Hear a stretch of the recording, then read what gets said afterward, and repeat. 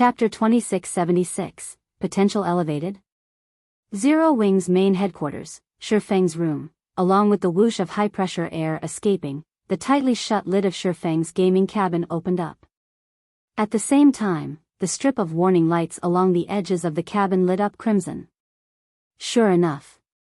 When Shifeng climbed out of the gaming cabin and saw the cabin's console interface listing all sorts of warnings, he could not help a sigh of relief. Although he had anticipated that his abnormal brain activity came at a price of extraordinary energy consumption, he never thought that the consumption rate would increase to such an extent. Before the war with the foe Saint Army began, his cabin's nutrient solution reserve and emergency energy solution reserves had still been at 30% capacity. Now, however, these solution reserves were dry. In preparation for emergencies, Shifeng had specifically outfitted his virtual gaming cabin with a special modification. Unlike the standard model, his cabin had an additional compartment that stored 20 bottles of energy solution, the effects of which rivaled those of A-rank nutrient fluids. These energy solutions would be used only when the normal nutrient solution couldn't sufficiently quickly provide him with the energy his body required. He had never thought that both his cabin's nutrient solution and emergency energy solution would be depleted. Not dwelling on the matter, Shifeng promptly made his way to the nearby fridge and consumed a life potion, just in case. During the battle at Silverwing town, he had relied on Versailles to kill all 8 foe Saint Devourers. When the soul marks of all 8 Devourers entered him, his mind had entered a transcendent state. For a moment, he even felt omnipotent. It was as if his thought processes had shifted into overdrive. If other players encountered such a situation, they would definitely consider it a stroke of luck. However, Shifeng, with over a decade of experience playing God's domain, understood very clearly the precondition for enjoying this fortuitous opportunity: sufficient nutrients and energy to power his body. If he did not meet this condition, he might even lose his life because of this opportunity. After consuming the life potion, the slight burning and ache in his brain started to ease gradually, the incessant stinging he felt fading. However, as time passed, his recovery rate was also clearly slowing down. It was obvious that just one life potion wouldn't let him recover all of the energy he had exhausted. The life potion had resolved only the immediate dangers to his body. Although he currently looked fine, in reality, both his mind and body were still starving.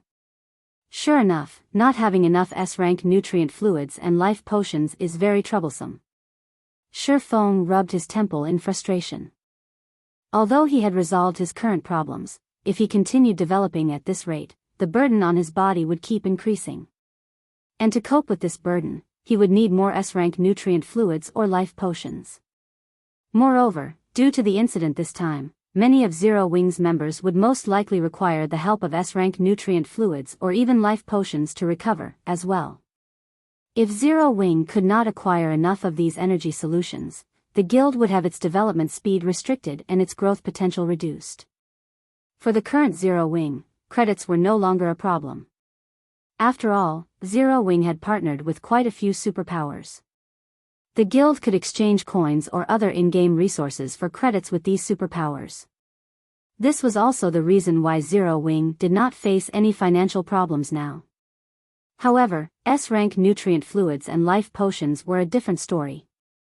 As far as Shifeng knew, only a limited number of S-rank nutrient fluids were sold every year, and the various international corporations monopolized over 80% of these S-rank nutrient fluids. Only a small number was actually sold to the public. This was why S-rank nutrient fluids sold at astronomical prices and were incredibly difficult to obtain.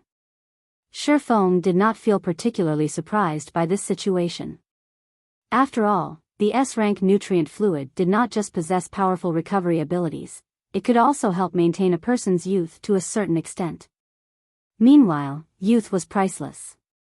As for the life potion, it was a new solution the Green God Company recently created. Not only was its value far above that of the S-rank nutrient fluid, but it was also much rarer. Despite S-rank nutrient fluid being rare, it was still possible for people without connections, like Shifeng, to obtain some from time to time. However, the life potion was not available to the public at all. Previously, the fact that he was able to obtain some was already plenty fortunate. During the time Shifeng was having a headache over the rarity of S-rank nutrient fluids and life potions, a knock came from his door. "Instructor Shi, they're in the top floor reception room already," Liang Jing said through the door. "All right, I'll head over now," Shifeng answered. After tidying himself, he promptly left with Liang Jing and headed to the building's top floor reception room. Top floor reception room. Currently, a man and two women were present inside the luxurious reception room that overlooked half of Fenglin City. Meanwhile, leading the group was none other than Cold Shadow, a vice-guild leader of mythology. At the same time, she was also one of the outstanding talents among the Feng family's younger generation, Feng Shihan. At this moment, however, Feng Shihan did not seem to be here as a representative of the Feng family, as the man and woman standing beside her were not members of the Feng family. Although one would not be able to tell through external appearances alone, the woman standing beside Feng Shihan was the female guardian knight White Feather. While White Feather's appearance in the real world was significantly different from her appearance in God's domain, the aura she exuded was exactly the same. However, what was most surprising was that White Feather was actually stronger in the real world than in God's domain. Although she was not a grandmaster martial artist, her aura trumped that of an actual grandmaster. If placed within one of the country's top dojos or training centers, she would definitely be regarded as an absolute prodigy, yet she was actually unknown in the fighting industry for some reason. As for the man standing beside Feng Shihan, he was none other than Matt, who had previously visited the Heaven's Rumble Training Center with Feng Shihan. Based on his aura, he was much stronger than before.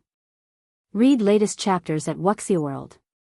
When Shifeng entered the room, the gazes of the trio promptly fell on him.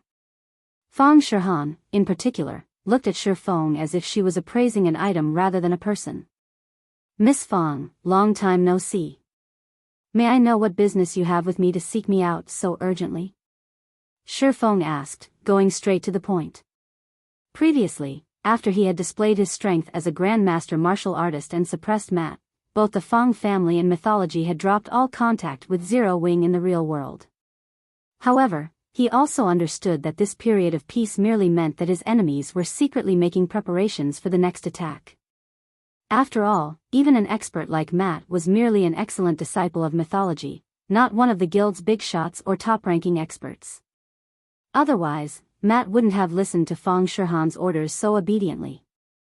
"Instructor Shi, no, I suppose I should address you as guild leader Black Flame. May I know if I am correct?" Feng Shihan asked, a faint smile appearing on her face as she gazed at Shifeng. Chapter 2677, Identity Exposed. When Feng Shihan finished speaking, a moment of silence enveloped the entire room. "Black Flame? He's that Black Flame?" Standing behind Feng Shihan, Matt and White Feather gaped at Shifeng in incredulity. By this time, there was most likely nobody among the superpowers that did not know the name Black Flame. In fact, this name was even feared among them. After all, Black Flame's individual strength was simply too astonishing. He had relied on his own strength to develop Zero Wing to its current scale, a feat that had already become a legend on the Eastern continent, which made him an existence that countless players looked up to and worshipped. However, Black Flame's identity was incredibly mysterious. Even now, nobody knew Black Flame's true identity in the real world. Many powers and players suspected that Black Flame possessed an incredibly powerful origin and that the power behind him was even more mysterious. Some people even believed that, despite Black Flame's in-game appearance, his actual age exceeded 35 already. He definitely wasn't as young as he looked in the game. After all, it was possible for players to adjust their appearances when creating their game characters in God's domain. It wasn't strange for someone to look a decade or two younger. However, Feng Shihan was saying that Shifeng, someone who was still in his early 20s, was the legendary guild leader of Zero Wing, Black Flame. This was incredible. Meanwhile, when Liang Jing, beside Shifeng, heard Feng Shihan's words, she couldn't help tensing up inwardly.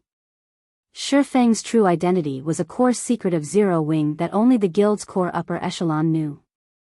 She was apprised of this secret only because her responsibilities required her to know about it.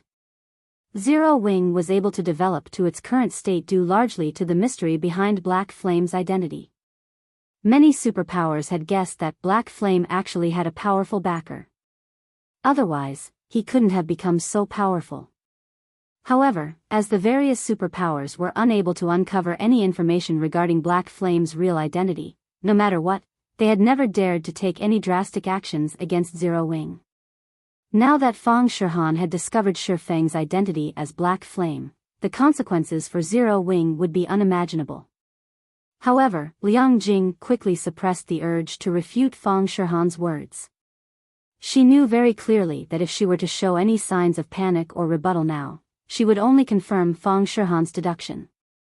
The only thing she could do now was remain silent and let Shifeng handle the problem. As Matt and White Feather stared at Shifeng sighed. That's right. Miss Fang is indeed correct.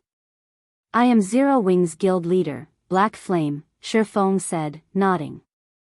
Upon hearing Shifeng's acknowledgement, both Matt and White Feather goggled involuntarily, immense shock flooding their hearts. They never dreamed that Fang Shihan's deduction was actually correct. Liang Jing also could not help growing anxious in this situation. She hadn't thought that Shifeng would come clean without hesitation. This was simply insane. You're actually not even going to try to refute me? Fang Shihan was a little surprised at Shifeng's response. In her opinion, Black Flame's identity was pivotal to Zero Wing's development. The situation inside God's domain aside, just the various superpowers and corporations keeping a close eye on Zero Wing in the real world would be more than enough to land the guild in serious trouble. After all, with Black Flame's identity exposed, the various superpowers and corporations would no longer fear Zero Wing. I doubt it would matter even if I tried to refute you. After all, I suddenly got stuck inside my virtual gaming cabin and lost contact with the outside world for so many days. With you constantly probing the situation inside Zero Wing's main headquarters, it'd be difficult for me to avoid suspicion, Shifeng said. Ever since he left the space-time maze, he had a feeling that his identity as Black Flame had already been exposed. After all, many of Zero Wing's matters in the real world required his, or to be precise, Shifeng's, approval and input to proceed. Be it in God's domain or the real world, Zero Wing's management had fallen into a state where it lacked a unified command with both Shifeng and a Black Flame unavailable. It was very easy for others to suspect his identity in such a situation. As expected of guild leader Black Flame. You were able to guess immediately why I suspected you to be Black Flame, Fang Shihan said, smiling. Truthfully, if not for the unexpected incident this time, I would have difficulty confirming your Black Flame. After all, who would ever think that an unknown young man who just graduated from university recently and never received the standardized training of a superpower is actually an expert ranked within the top 30 of the God's Domain experts list? In God's Domain, any expert capable of ranking within the top 30 of the God's Domain experts list either came from a superpower or was an expert that had mingled in the virtual gaming world for several decades already. As for the young experts that were currently shining in God's Domain, while their talent was part of the reason why they had managed to achieve their current success, a larger part of the reason was their powerful backers. Otherwise, how would they obtain the large amount of resources and training they needed to grow? However, what about Shifeng? Despite his youth and lack of backing, he had managed to climb his way into the top 30 of the God's Domain experts list. In fact, he might have entered the top 10 already. Who could possibly believe this? Matt and White Feather fell into deep thought, pondering this situation. If not for their great trust in Fang Shihan and their knowledge of Fang Shihan's personality and how she wouldn't do anything that was unlikely to succeed, they wouldn't have dared believe that Shifeng was actually Black Flame. This was especially true for White Feather, who had personally witnessed Black Flame's strength before. After watching Black Flame fight, White Feather was certain that he wasn't some virtual gaming greenhorn. The ferocity and decisiveness that he had displayed in his actions, as well as his wealth of combat experience, was something not even she, someone who had been with mythology for more than a decade, could achieve. However, she was now hearing that an unknown, fresh university graduate, was behind the character of Black Flame. Miss Fong, you aren't here for only a small matter as verifying my identity, right? Shifeng asked calmly as he looked at Fong Shihan, who had a slightly excited expression on her face. Read latest chapters at Wuxia World. EU, a small matter? Guild leader Black Flame, do you know how much trouble Zero Wing will be in if the various powers find out about your identity? White Feather could not help but remind Shifeng when she saw his nonchalant attitude. Even if mythology doesn't do anything, so long as we spread this information, Zero Wing will instantly be devoured by the various powers, leaving nothing. If the various powers were to learn of Black Flame's true identity, they wouldn't stop at just harassing Zero Wing, yet Shifeng actually placed no importance on this matter whatsoever. Feather, that's enough. I am indeed here for more than just this matter, Fong Shihan said as she gestured for White Feather to stand back. She then turned to Shifeng and continued, since you are being so straightforward, I'll just go straight to the point, Guild leader Black Flame. By this time, I'm afraid I'm not the only person to have realized your identity. I believe it won't be long before this piece of information spreads to the various powers, as well. When that happens, I'm sure you know what kind of outcome awaits Zero Wing. What are you trying to say, then? Shifeng asked, a smile forming on his face. Stone Forest City and the method to grasp the spiritualization realm. Fong Shihan said. So long as Zero Wing hands these two things over, Zero Wing will be able to avoid all those problems. Moreover, mythology will also supply Zero Wing with some S-rank nutrient fluids and life potions. I believe these should be things Zero Wing urgently requires right now, correct? Chapter 2678, Upgrading Silverwing Town. Liang Jing's complexion paled at Fong Shihan's demand. Setting aside the method to grasp the spiritualization realm, just handing over Stone Forest City would be more than enough to doom the current Zero Wing. Over half of Zero Wing's current income came from Stone Forest City. Moreover, it was also because of Stone Forest City that so many experts were joining Zero Wing right now. It was no exaggeration to say that Stone Forest City was an integral part of Zero Wing. If they were to lose Stone Forest City, she could not imagine what would become of the guild. However, if they refused to hand over Stone Forest City, Zero Wing's situation wouldn't end up any better either. While Zero Wing might not face any problems in God's domain, it would be a piece of cake for others to ruin Zero Wing's operations in Fonglin City from the shadows.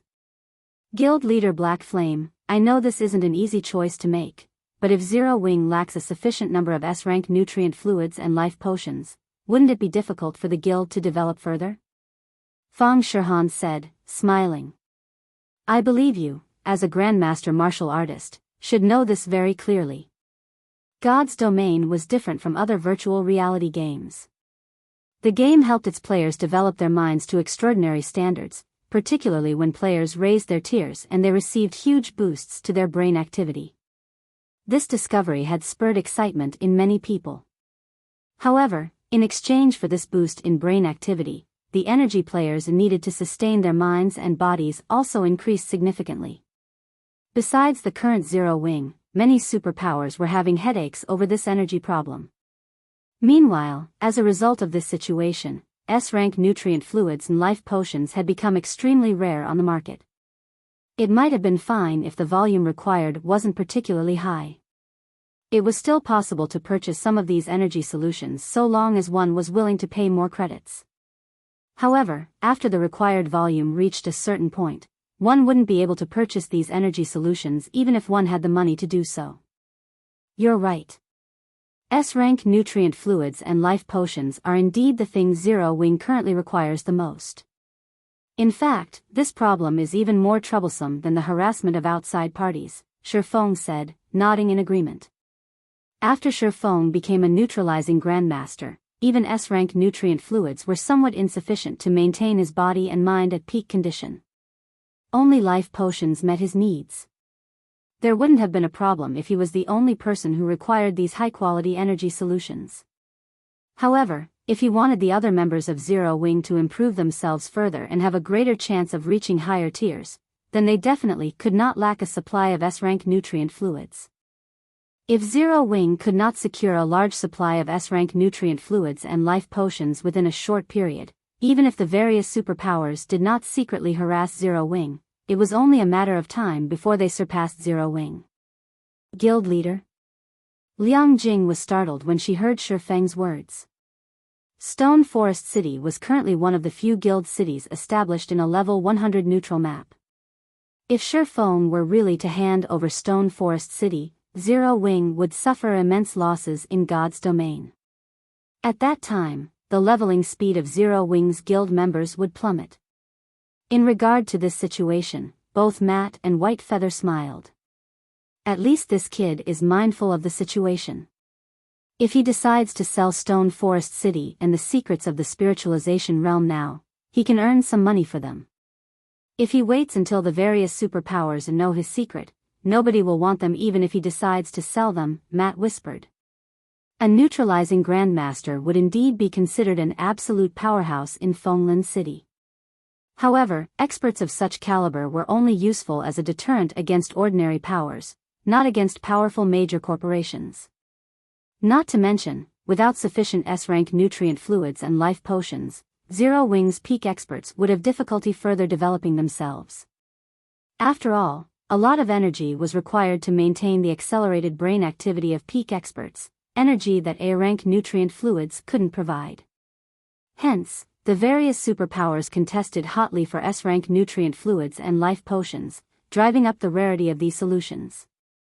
If you have already made your decision, we can immediately close a contract, Guild leader Black Flame, Fang Shihan said, smiling. No, a contract won't be necessary, Shi Feng said, shaking his head. I won't be selling Stone Forest City or the method to grasp the spiritualization realm. Silence momentarily filled the room after Shi Feng spoke. Both Matt and White Feather gazed at Shi Feng in shock, wondering if he had gone crazy. Did he really not grasp the direness of Zero Wing's situation? Guild leader Black Flame, you need to think this through clearly. If you miss out on this opportunity, we won't offer you the same price next time, Fang Shihan said, a little surprised by Shi Feng's response. By then, the problems Zero Wing will have to face will be far greater than what you can imagine. Currently, mythology could be said to be Zero Wing's only lifeline. This was also the reason behind Fang Shihan's confidence that Shi Feng would not refuse her offer unless he really wished for Zero Wing's downfall. After all, without sufficient S-rank nutrient fluids and life potions, Zero Wing's future would be bleak. Thank you for your concern. If the various superpowers really wish to take covert action, I don't mind teaching them what a one-way trip is, Shi Feng replied calmly. The current Zero Wing was no longer the same as before. This was especially true after he had become a neutralizing Grandmaster. This was also why he did not particularly mind his identity getting exposed.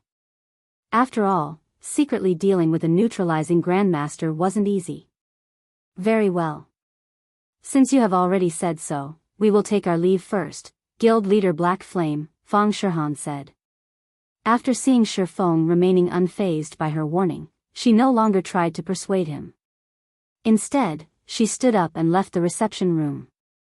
After exiting Zero Wing's main headquarters, Matt looked at Fang Shihan and asked, Vice Guild leader, are we really going to leave just like that? The old instructor had told them to do their best to get their hands on the method to grasp the spiritualization realm. If they just left now, it would be much more difficult for them to obtain this method in the future. Relax. Zero Wing won't hold out for long. He might think that he has the power to protect himself after becoming a neutralizing Grandmaster, but the superpowers aren't as simple as he thinks they are. He also doesn't know how crazy they are right now, Fang Shihan replied, smiling. It won't be long before he seeks us out himself. We don't need to rush. I guess you're right. After giving the matter some thought, Matt nodded in agreement and dropped the subject. In order to secure the benefits available in God's domain, the major corporations backing the various superpowers were going all out. To make matters worse, the present state of God's domain had pushed many superpowers to the brink of destruction. As a result, these superpowers were growing even crazier. One could easily imagine what those starving superpowers would do with a fat piece of meat like Zero Wing placed before them. After Fang Shihan's group left, only Shi Feng and Liang Jing remained inside the top-floor reception room. Guild leader, what should we do? Once that Fang Shihan returns, she'll definitely expose your identity to the various powers, Liang Jing said as she looked anxiously at Shi Feng. While Zero Wing had managed to retain Stone Forest City, a big problem now loomed. It's fine even if my identity gets exposed. They can spread it all they want. What we need to do remains the same, Shi Feng replied calmly.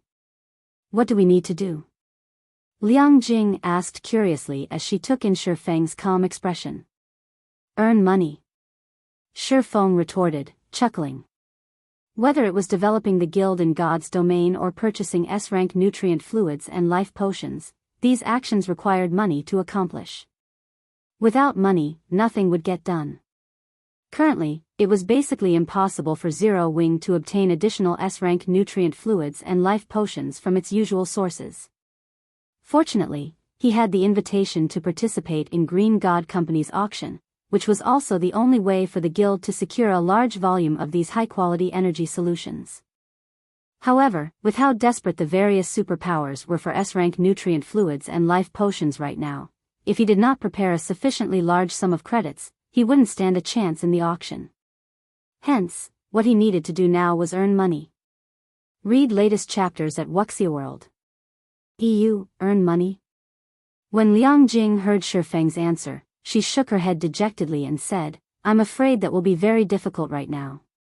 Due to the constant suppression of the various superpowers, we have no choice but to obtain resources by ourselves. However, the resources we obtain are barely enough for our own use. We don't have any surplus to sell. Moreover, Stone Forest City's player population has also been decreasing because of the harassment. In addition, the foe Saint monsters have already conquered nearly half of Star Moon Kingdom. Our guild's income is decreasing by the day. Relax. That is in the past, Shi Feng said, chuckling.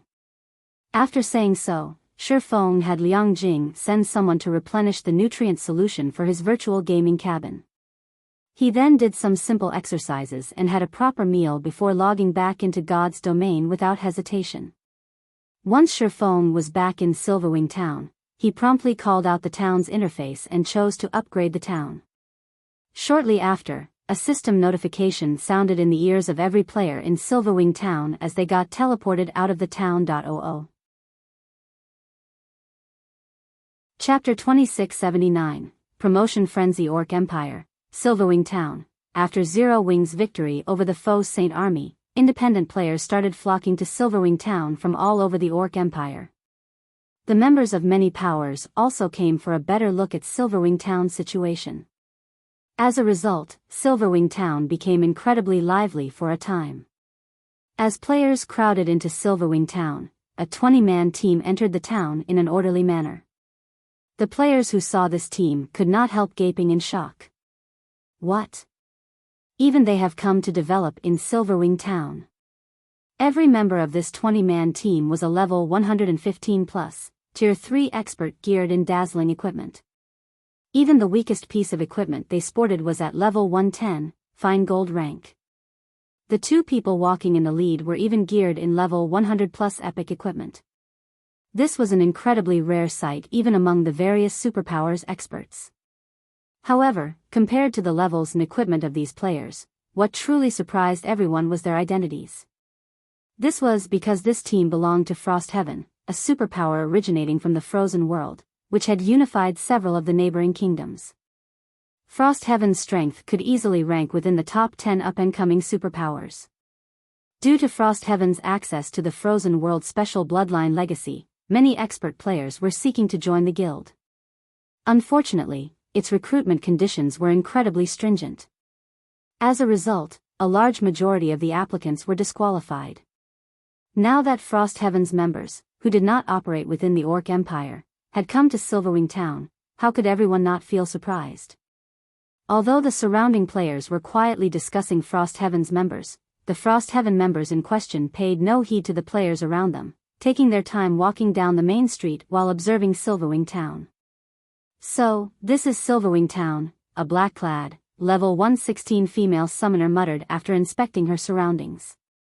Calmly, she commented, "While the town's defenses are good, it's still considerably inferior to the other allied guilds' guild towns.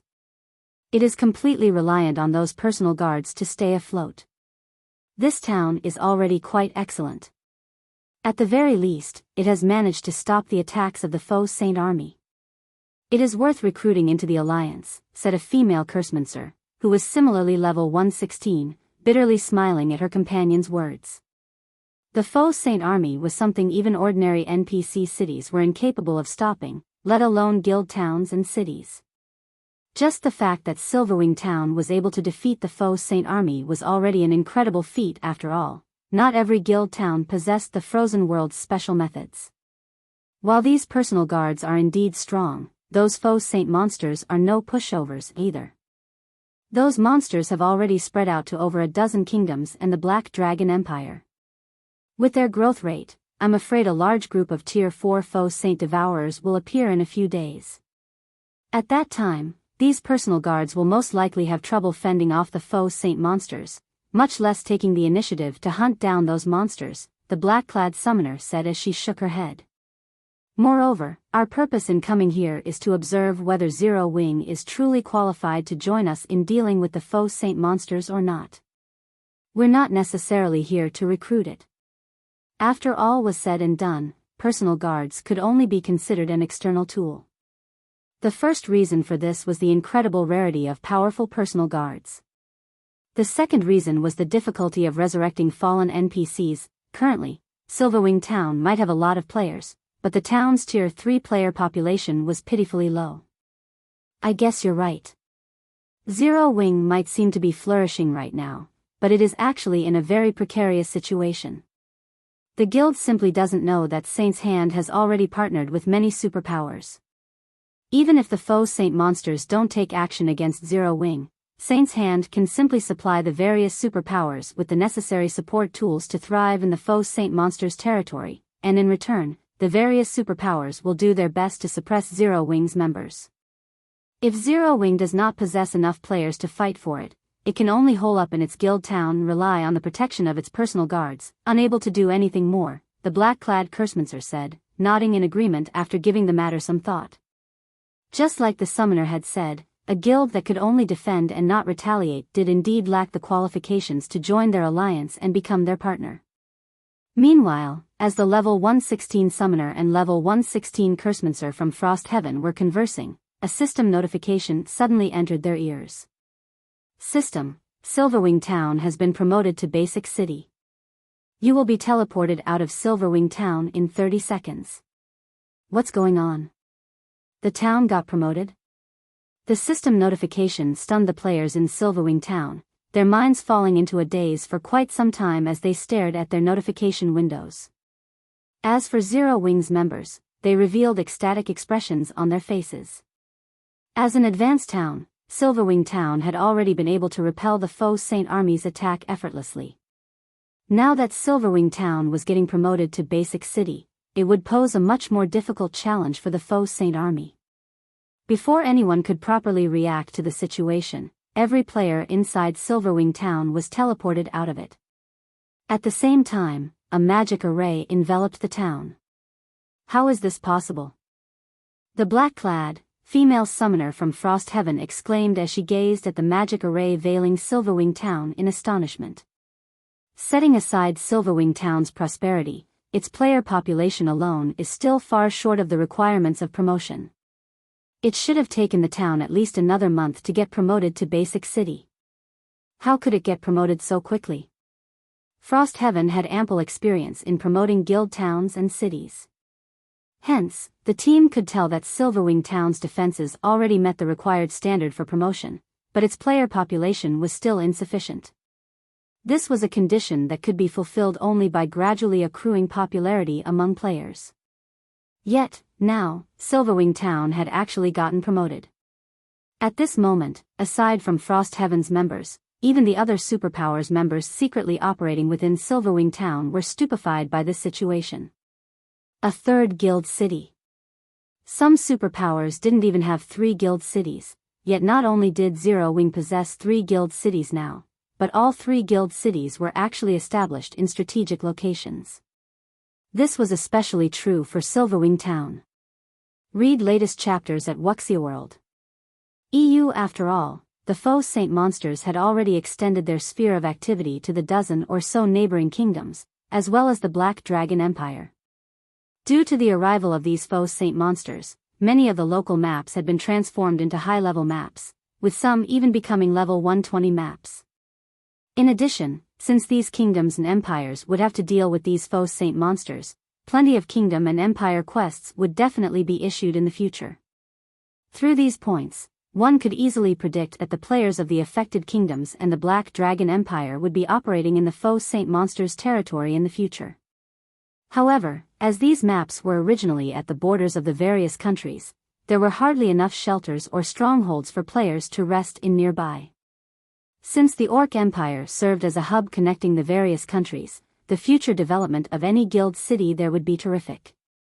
Meanwhile, shortly after Silverwing Town's players were teleported out of the town, news of the town's promotion spread like wildfire, quickly reaching the ears of the various powers and causing a frenzy. Chapter 2680, Silverwing City Fire Dragon Empire, Flame Dragon City, Scorching Flame Restaurant. As soon as Cold Shadow logged back into the game, she was greeted by the sight of a tall and beautiful woman standing before her. This woman was none other than White Feather, who had similarly logged back into the game not long ago. However, White Feather wore an indescribably gloomy expression on her face. Did something happen? Cold Shadow asked, a hint of confusion appearing in her silver eyes. We just received news that Zero Wing's Silverwing Town has been promoted to Basic City. Many of the powers operating around the Orc Empire are now heading towards Silverwing Town. They all plan to establish a long-term partnership with Zero Wing. Some superpowers are also considering doing the same, White Feather reported in a quiet tone. Silverwing Town got promoted into a city? Cold Shadow was a little surprised when she heard White Feather's words. Realization then struck her. She smiled and said, "No wonder he rejected my offer without hesitation. It seems this was why he had the confidence to do so." Vice Guild Leader, if Zero Wing really gains the protection of several more superpowers, we will have a much more difficult time obtaining the method to grasp the spiritualization realm. Why don't we contact Saint's Hand and have it warn off those superpowers? White Feather suggested worriedly. Their superiors had given them only one task, to obtain the method to grasp the spiritualization realm. Everything else was secondary. If Zero Wing gained the protection of several superpowers in the real world, any superpower that wished to target Zero Wing in secret would have a difficult time doing so. That won't be necessary. So what if those superpowers band together to protect Zero Wing? Cold Shadow said, smiling as she read the report White Feather forwarded to her. Now that Black Flame's identity has been exposed, Starlink won't let this opportunity get away. Before I logged back into God's domain, I received news that the old fellow behind Lu Xinglua has finally lost his patience and is planning to remove all of Zero Wing's roots in Fenglin City. With Zero Wing's current manpower, it won't be able to hold out for long. All we need to do is wait. Lu Xinglua himself did not possess any noteworthy skill sets.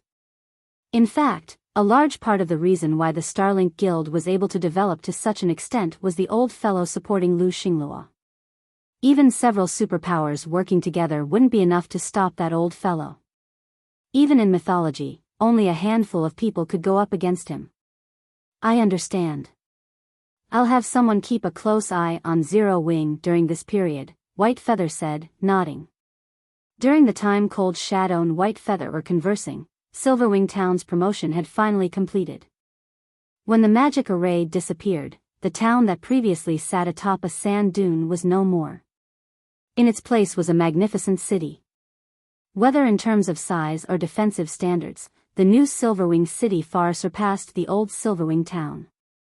In fact, even while standing outside the city, one could distinctly feel a dense stream of mana flowing into the city from the surroundings. What astonishing mana! Shifeng was surprised when he sensed the influx of mana into the city.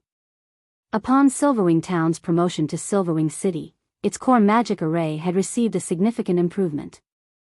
Due to that, as well as the city's 5 magic towers, Silverwing City could practically rival Stone Forest City in mana density.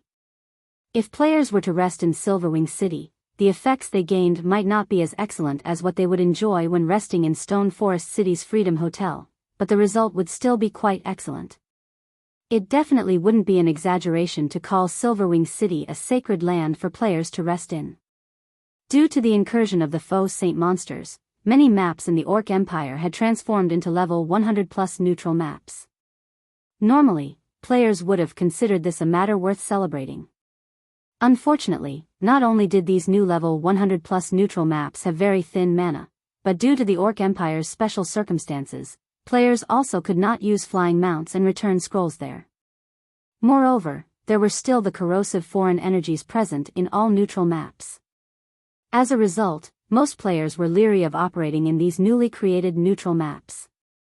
However, the appearance of Silverwing City in the Orc Empire could resolve many of these problems. At the very least, players would no longer have to travel to a distant NPC city to recover. In fact, players would enjoy a much faster recovery rate when resting in Silverwing City than in NPC cities. However, what truly excited Shifeng wasn't the change to the city's mana density, but to the city's airport. Originally, Silverwing Town's airport was only the size of a sports arena. However, after Silverwing Town's promotion, the airport received a massive improvement as well. Now, not only had the airport tripled in size, but the number of airship platforms it housed had also increased by several-fold. Now that Silverwing Town has become Silverwing City, I just need to spend some coins to open up air routes to the various kingdoms' capital cities. Once that's done, players from the various kingdoms can travel directly to Silverwing City. At that time, just the income from collecting transportation fees would most likely rival the Freedom Hotel's income. Shifeng was filled with excitement and anticipation as he looked at the distant airport. In the past, airports had been one of the main sources of income for guild cities. After all, not every player possessed a flying mount or a private house in the various guild cities. Hence, the airships became one of the main modes of transportation for a large majority of God's Domain's player base. Previously, Silverwing Town's airport was allowed to have only one air route. However, after the town got promoted to Basic City, its airport could have up to 5 air routes. This number would also increase as the airport or city got upgraded. Before Shifeng could recover from his joy over the airport's transformation, the sound of a system notification entered his ears. System, congratulations. Your Silverwing Town has been promoted into Silverwing City. The transportation firm has met the requirements for promotion to bronze rank. Do you wish to promote the transportation firm? It has reached the bronze rank already? Shifeng was stunned when he saw the system notification. The transportation firm was a very special construction. Its promotion system was completely different from that of ordinary constructions. Instead of requiring money or a promotion order, one needed to meet a set of conditions to promote the construction. In the past, powers that owned a transportation firm had generally succeeded in upgrading their firm to the bronze rank only after their guild cities reached the advanced city standard. And as far as Shifeng knew, even the best-performing powers had managed to meet their transportation firm's promotion conditions only after their guild cities had reached the intermediate city standard. Now, Silverwing Town had just been promoted to Basic City, yet its transportation firm already met the conditions for promotion. Naturally, Shifeng was surprised. Read latest chapters at Wuxia World. Once a transportation firm reached the bronze rank, it would truly gain the ability to drive a guild city's economy. After all, at the bronze rank, the transportation firm would no longer limit its business to the country it was based in. It would expand its operations beyond the borders, becoming a hub that connected the neighboring kingdoms and empires. Even NPCs belonging to neutral powers would start using it as a hub. In other words, not only would it become possible to find merchandise traded by the various countries and neutral powers in the transportation firm, but the transportation firm itself could even become a place where NPC merchants would develop their business. To put it simply, so long as a guild city possessed a bronze-ranked transportation firm, the members of the ruling guild would gain a significant boost in income. The guild city in question would also have a much easier time becoming a main city. Meanwhile, after glancing at the system notification, Shifeng chose to upgrade the transportation firm without hesitation. Chapter 2681, Arrogant Zero Wing. System. Transportation firm can be reconstructed once after promotion at the cost of 40,000 gold and 100,000 magic crystals. Do you wish to proceed with the reconstruction? Note, promotion will take place even without the reconstruction. Reconstruct it, Shifeng said without hesitation. While Zero Wing's funds were indeed tight, the guild still had around 100,000 gold and 400,000 magic crystals reserved for unexpected expenditures. And although reconstructing the transportation firm would not grant it any additional functions, there was one benefit: accommodating more NPC merchants to do business within it. If a transportation firm had more NPC merchants, not only would there be more quests available for players to pick up, but there would also be more merchandise for sale. Both of these factors would attract more players to develop in Silverwing City. As soon as Shifeng made his decision, 40,000 gold and 100,000 magic crystals vanished from his bag. Immediately afterward, the transportation firm, which stood at the edge of the city, transformed into a cloud of black mist that expanded rapidly, growing to the size of 4 sports arenas in just 5 seconds, then dissipated. When the black mist cleared, a 5-story tall building appeared in its place. While Shifeng was quietly observing the reconstructed transportation firm, Yulan suddenly contacted him. Guild leader, we've finished setting up the city's security measures. We have also set the entrance fee to 10 silver, as you instructed. We can open Silverwing City at any time, Yulan said excitedly. Previously, after news of Silverwing Town's promotion spread, many players from the neighboring kingdoms had eagerly made their way over to take a look at the city. Based on rough estimates, at least 2 million players had camped outside the city.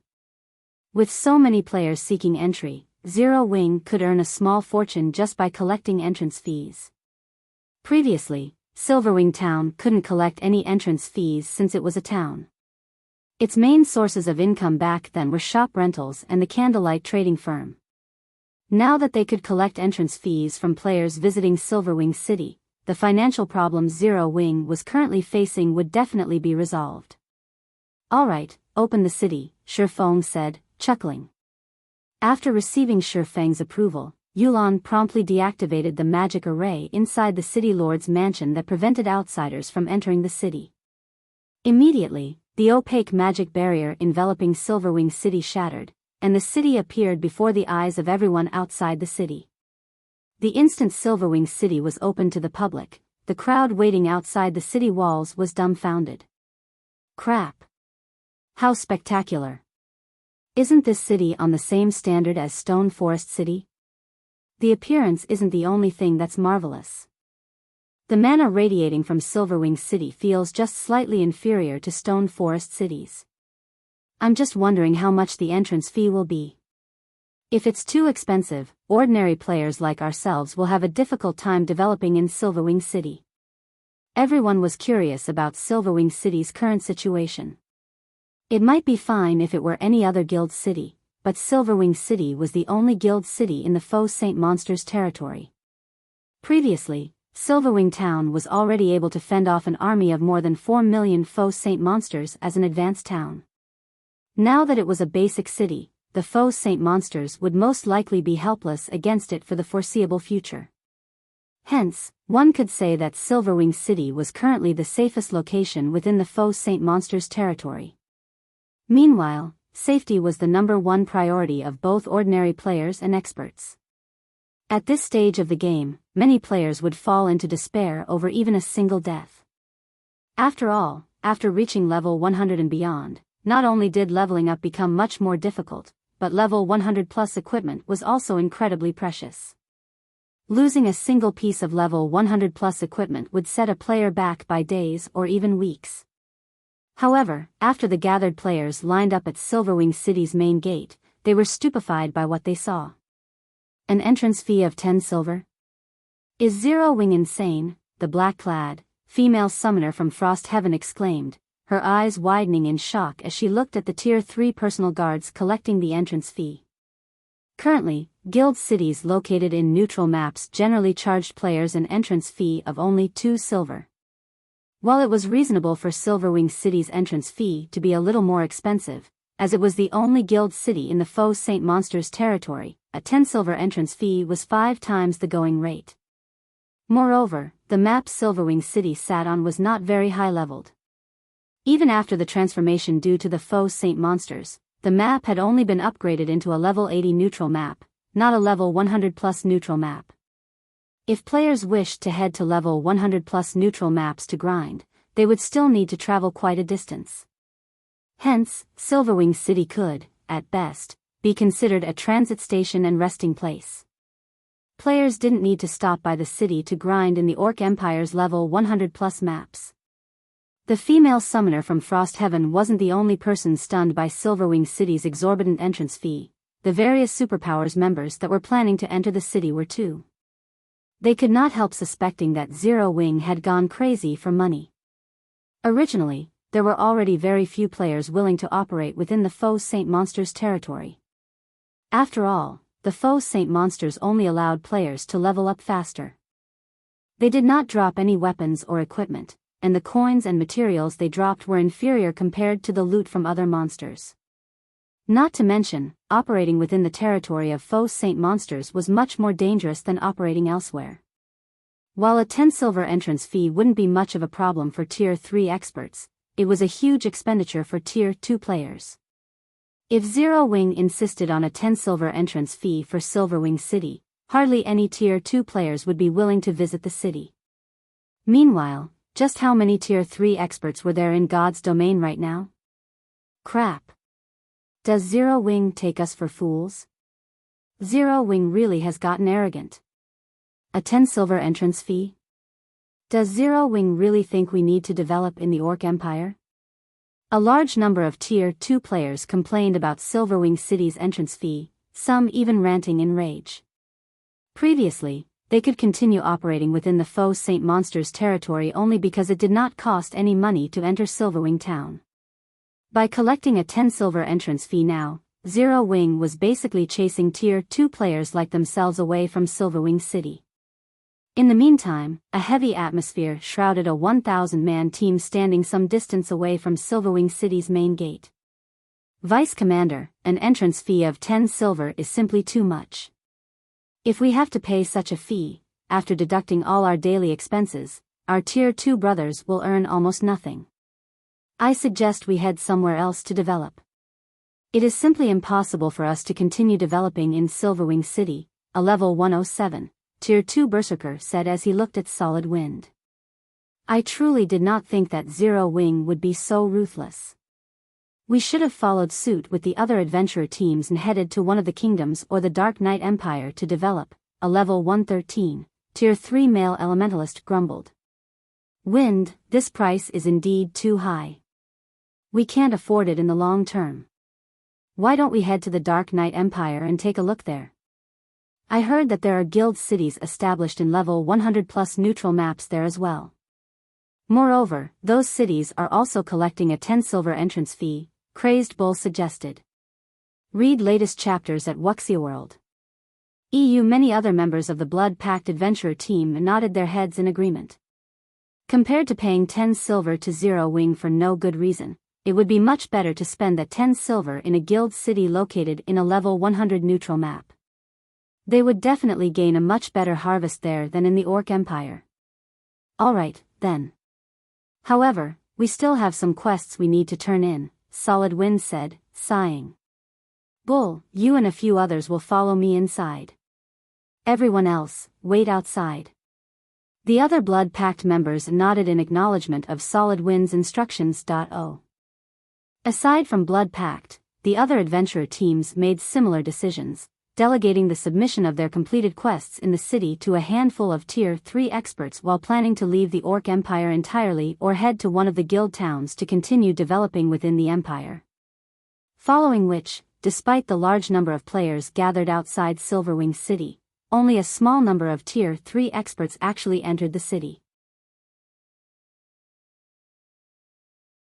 Chapter 2682, Madness-inducing Silverwing City. As the various powers and adventure teams Tier 3 experts entered Silverwing City, the relatively empty streets of the city grew crowded. Sure enough, the city became much bigger after getting promoted. The density of the ambient mana also increased by a lot. It's a pity that the entrance fee is too high. If it were 5 silver instead, the neighboring kingdom's players would most likely pour in. Crazed Bull sighed as he looked at the streets teeming with NPCs. If possible, he really wished to continue his development in Silverwing City. Unfortunately, the entrance fee of 10 silver was simply unaffordable for ordinary Tier 2 experts. After all, many players would most likely enter Silverwing City multiple times a day since Tier 2 players weren't as resistant to the foreign energies in level 100+ neutral maps as Tier 3 players were.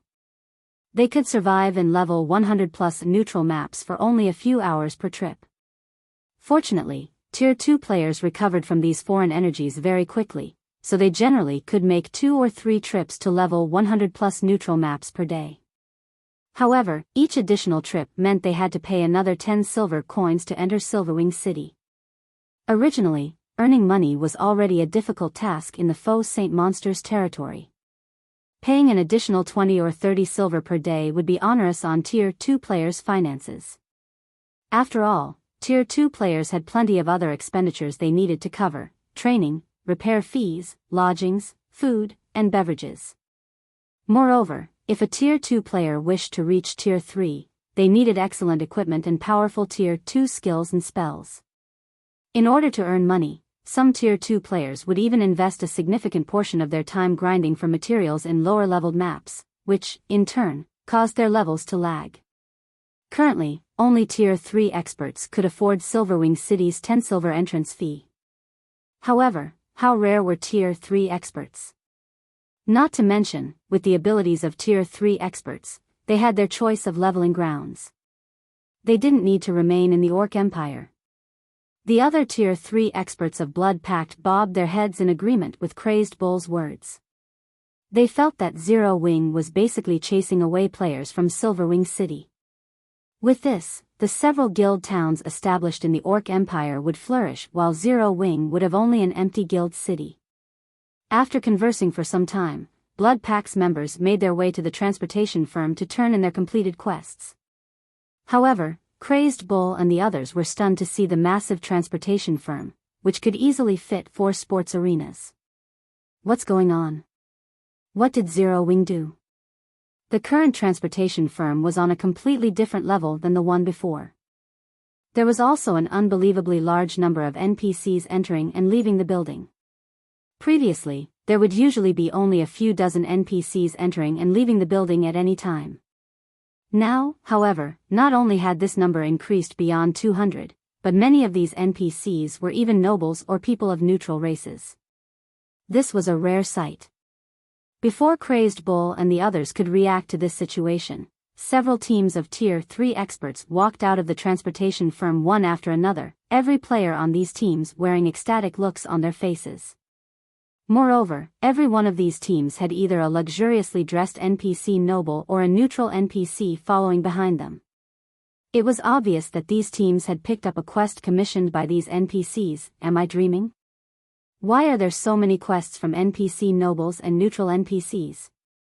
Crazed Bull rubbed his eyes in doubt at the scene before him. Normally, a quest commissioned by an NPC noble or a neutral NPC would appear in the transportation firm only once a day or every few days. Meanwhile, every one of these quests could spark a frenzy among the various top adventurer teams and large guilds. The reason for this was the minimum difficulty rating for these quests, which was 3-star advanced. Not only could players obtain a large amount of coins and contribution points by completing these quests, but they also had a fixed chance of receiving level 100+, top-tier weapons and equipment or Tier 3 skill and spell books. Moreover, even if players weren't lucky and didn't get any of these bonus items, the monetary reward would be enough for players to purchase a piece of relatively good level 100+ equipment for themselves. Hence, many adventurer teams secretly fought over these quests. Now, however, multiple teams had actually managed to pick up such a quest. Crazed Bull couldn't believe his eyes. Quick! We need to hurry inside and take a look. Solid Wind barked after snapping out of her daze.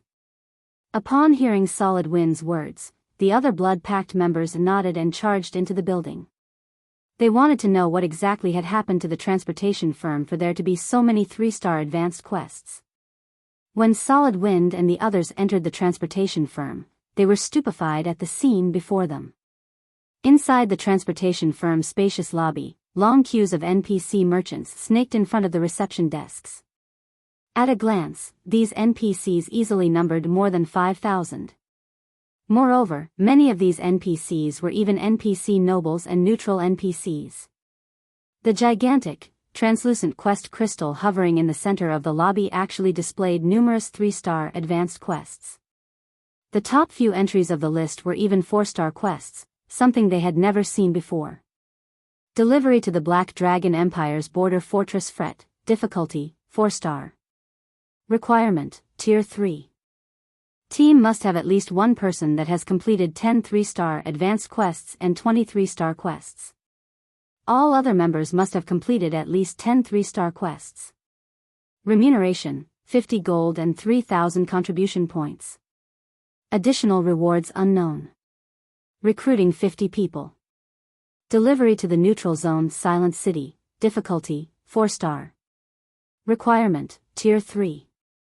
Team must have at least one person that has completed 12 3-star advanced quests. All other members must have completed at least 5 3-star quests. Remuneration, 60 gold, 2,000 contribution points, and an elf's gift, 15% chance to obtain a dark gold item of the same level, 25% chance to obtain a fine gold item of the same level. Recruiting 100 people. When the eyes of Solid Wind and the other Blood Pact members landed on the rewards of the 4-star quests, they wished they could accept these quests immediately.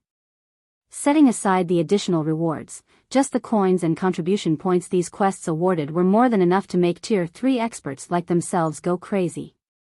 Bull, log out and contact the commander. Have the commander negotiate with the other adventurer teams. We need to secure these 4-star quests before the others do. Solid Wind said urgently. It was impossible for an individual adventurer team to take on a 4-star quest. At least 2 adventurer teams worth of Tier 3 experts would be needed to challenge a 4-star quest. However, if they could complete a 4-star quest, they would raise Blood Pact's overall strength by a small margin. Alright, logging out now, Crazed Bull said as he hurriedly clicked the Log Out button. Read latest chapters at Wuxia World. EU. As for Solid Wind and the others, they promptly contacted the other Blood Pact members outside the city and had them come to the transportation firm right away. Their excitement was palpable to the other players around them. However, none of the surrounding players found the reactions of Blood Pact's members surprising at all. After all, Blood Pact wasn't the only group aiming for the 4-star quests. The members of other adventurer teams and guilds that had visited the transportation firm earlier had reacted in a similar fashion. They all either notified their superiors about the transportation firm or had their other companions rush to the transportation firm. For a time, large numbers of the Tier 2 players camped outside Silverwing City thronged to the city's main gate with bloodshot eyes. In the blink of an eye, the main gate swarmed with players. If not for everyone fearing the personal guards stationed by the gate, they would have most likely started a fight to enter the city. Meanwhile, when the black-clad summoner from Frost Heaven, who had already entered the city, saw the disturbance at the gate, she was stunned. What's going on? Chapter 2683, Crimson-Eyed Sword Saint's Legacy. At this moment, the female summoner from Frost Heaven wasn't the only person surprised by the sudden turn of events at Silverwing City's main gate. The Tier 3 experts who had just entered the city were similarly stunned to see the mob of Tier 2 players desperately trying to get in. Have these people lost their minds? For current Tier 2 players, a 10 silver entrance fee was a significant expenditure. Not to mention, just a short while ago, these Tier 2 players were still complaining about the expensive entrance fee and hoping to see Silverwing City flop.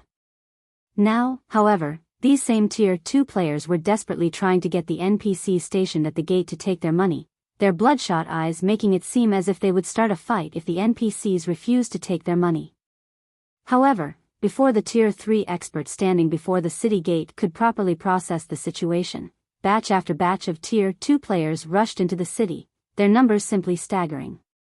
As soon as these Tier 2 players got past the gate, they dashed towards Silverwing City's transportation firm like a pack of cheetahs, expressions of ecstasy writ large on their faces.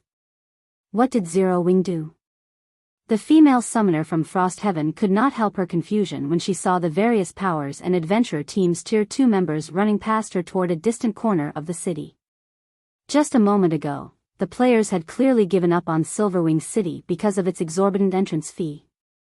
Now, however, players were jostling to enter the city. Moreover, there did not seem to be an end to the stream of players pouring in.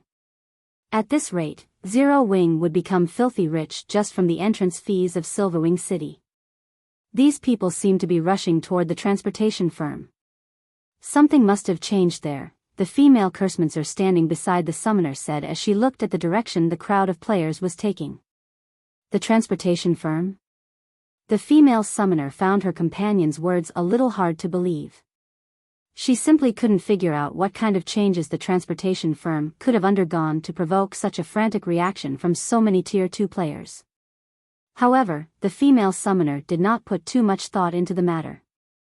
Instead, she and her team followed the crowd to the transportation firm. When Frost Heaven's members arrived inside the crowded transportation firm's lobby, their eyes widened involuntarily in shock, every one of them at a loss for words. Just by doing one delivery quest, every player involved could get a monetary reward of 60 gold, as well as other rewards.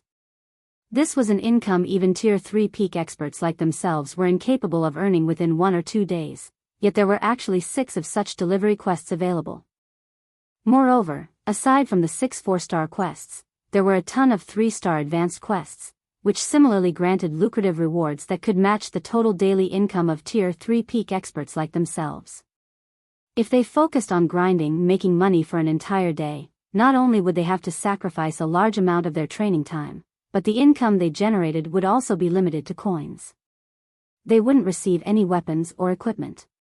However, the 3-star advanced quests granted a large amount of coins upon completion, as well as contribution points and top-tier weapons and equipment.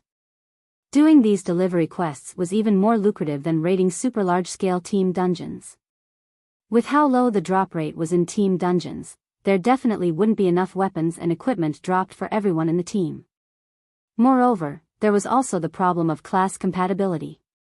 On the other hand, every player that took part in the delivery quests would have a considerably high chance of obtaining a top-tier weapon or equipment that suited their class.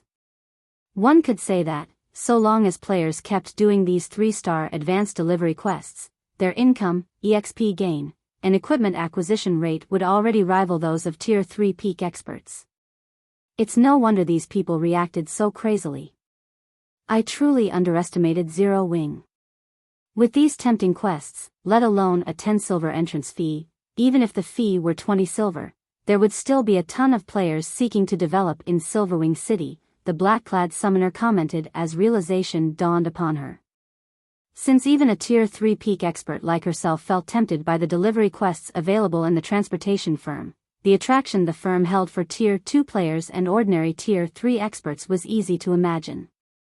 Mushin, I just relayed this information to the guild leader. The guild leader says we can proceed with the partnership, the female Cursmancer said. Isn't the guild leader being too hasty? Although the transportation firm's quests and Silverwing City's defenses will ensure the city's future as the trade hub of the Orc Empire and the neighboring kingdoms, it still won't be easy for Zero Wing to take the initiative to strike back at the foe Saint Monsters. Zero Wing won't be of any help to our alliance at all. At best, we can only use its Silverwing City as a resting spot, the female summoner named Mushin said, frowning.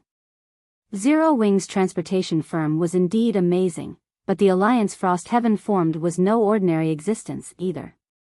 Anyone who became a member of the alliance would gain benefits beyond what they could normally get from partnering with ordinary superpowers. This was also why she and her team had come to observe Zero Wing and verify its qualifications. "Are we still going, then?" the female Cursmancer asked as she looked at Mushin. Aside from being a domain realm expert and a vice guild leader of Frost Heaven, Mushin was also the heiress of the Boulder Corporation, a top-ranking international corporation that stood above even the Starline Corporation. Since the Boulder Corporation supplied more than half of Frost Heaven's resources, Mushin's standing in the guild was not at all lower than the guild leaders. Hence, the guild leader had to take Mushin's opinion into heavy consideration on important matters. "Since the guild leader has already said so, let's go take a look first.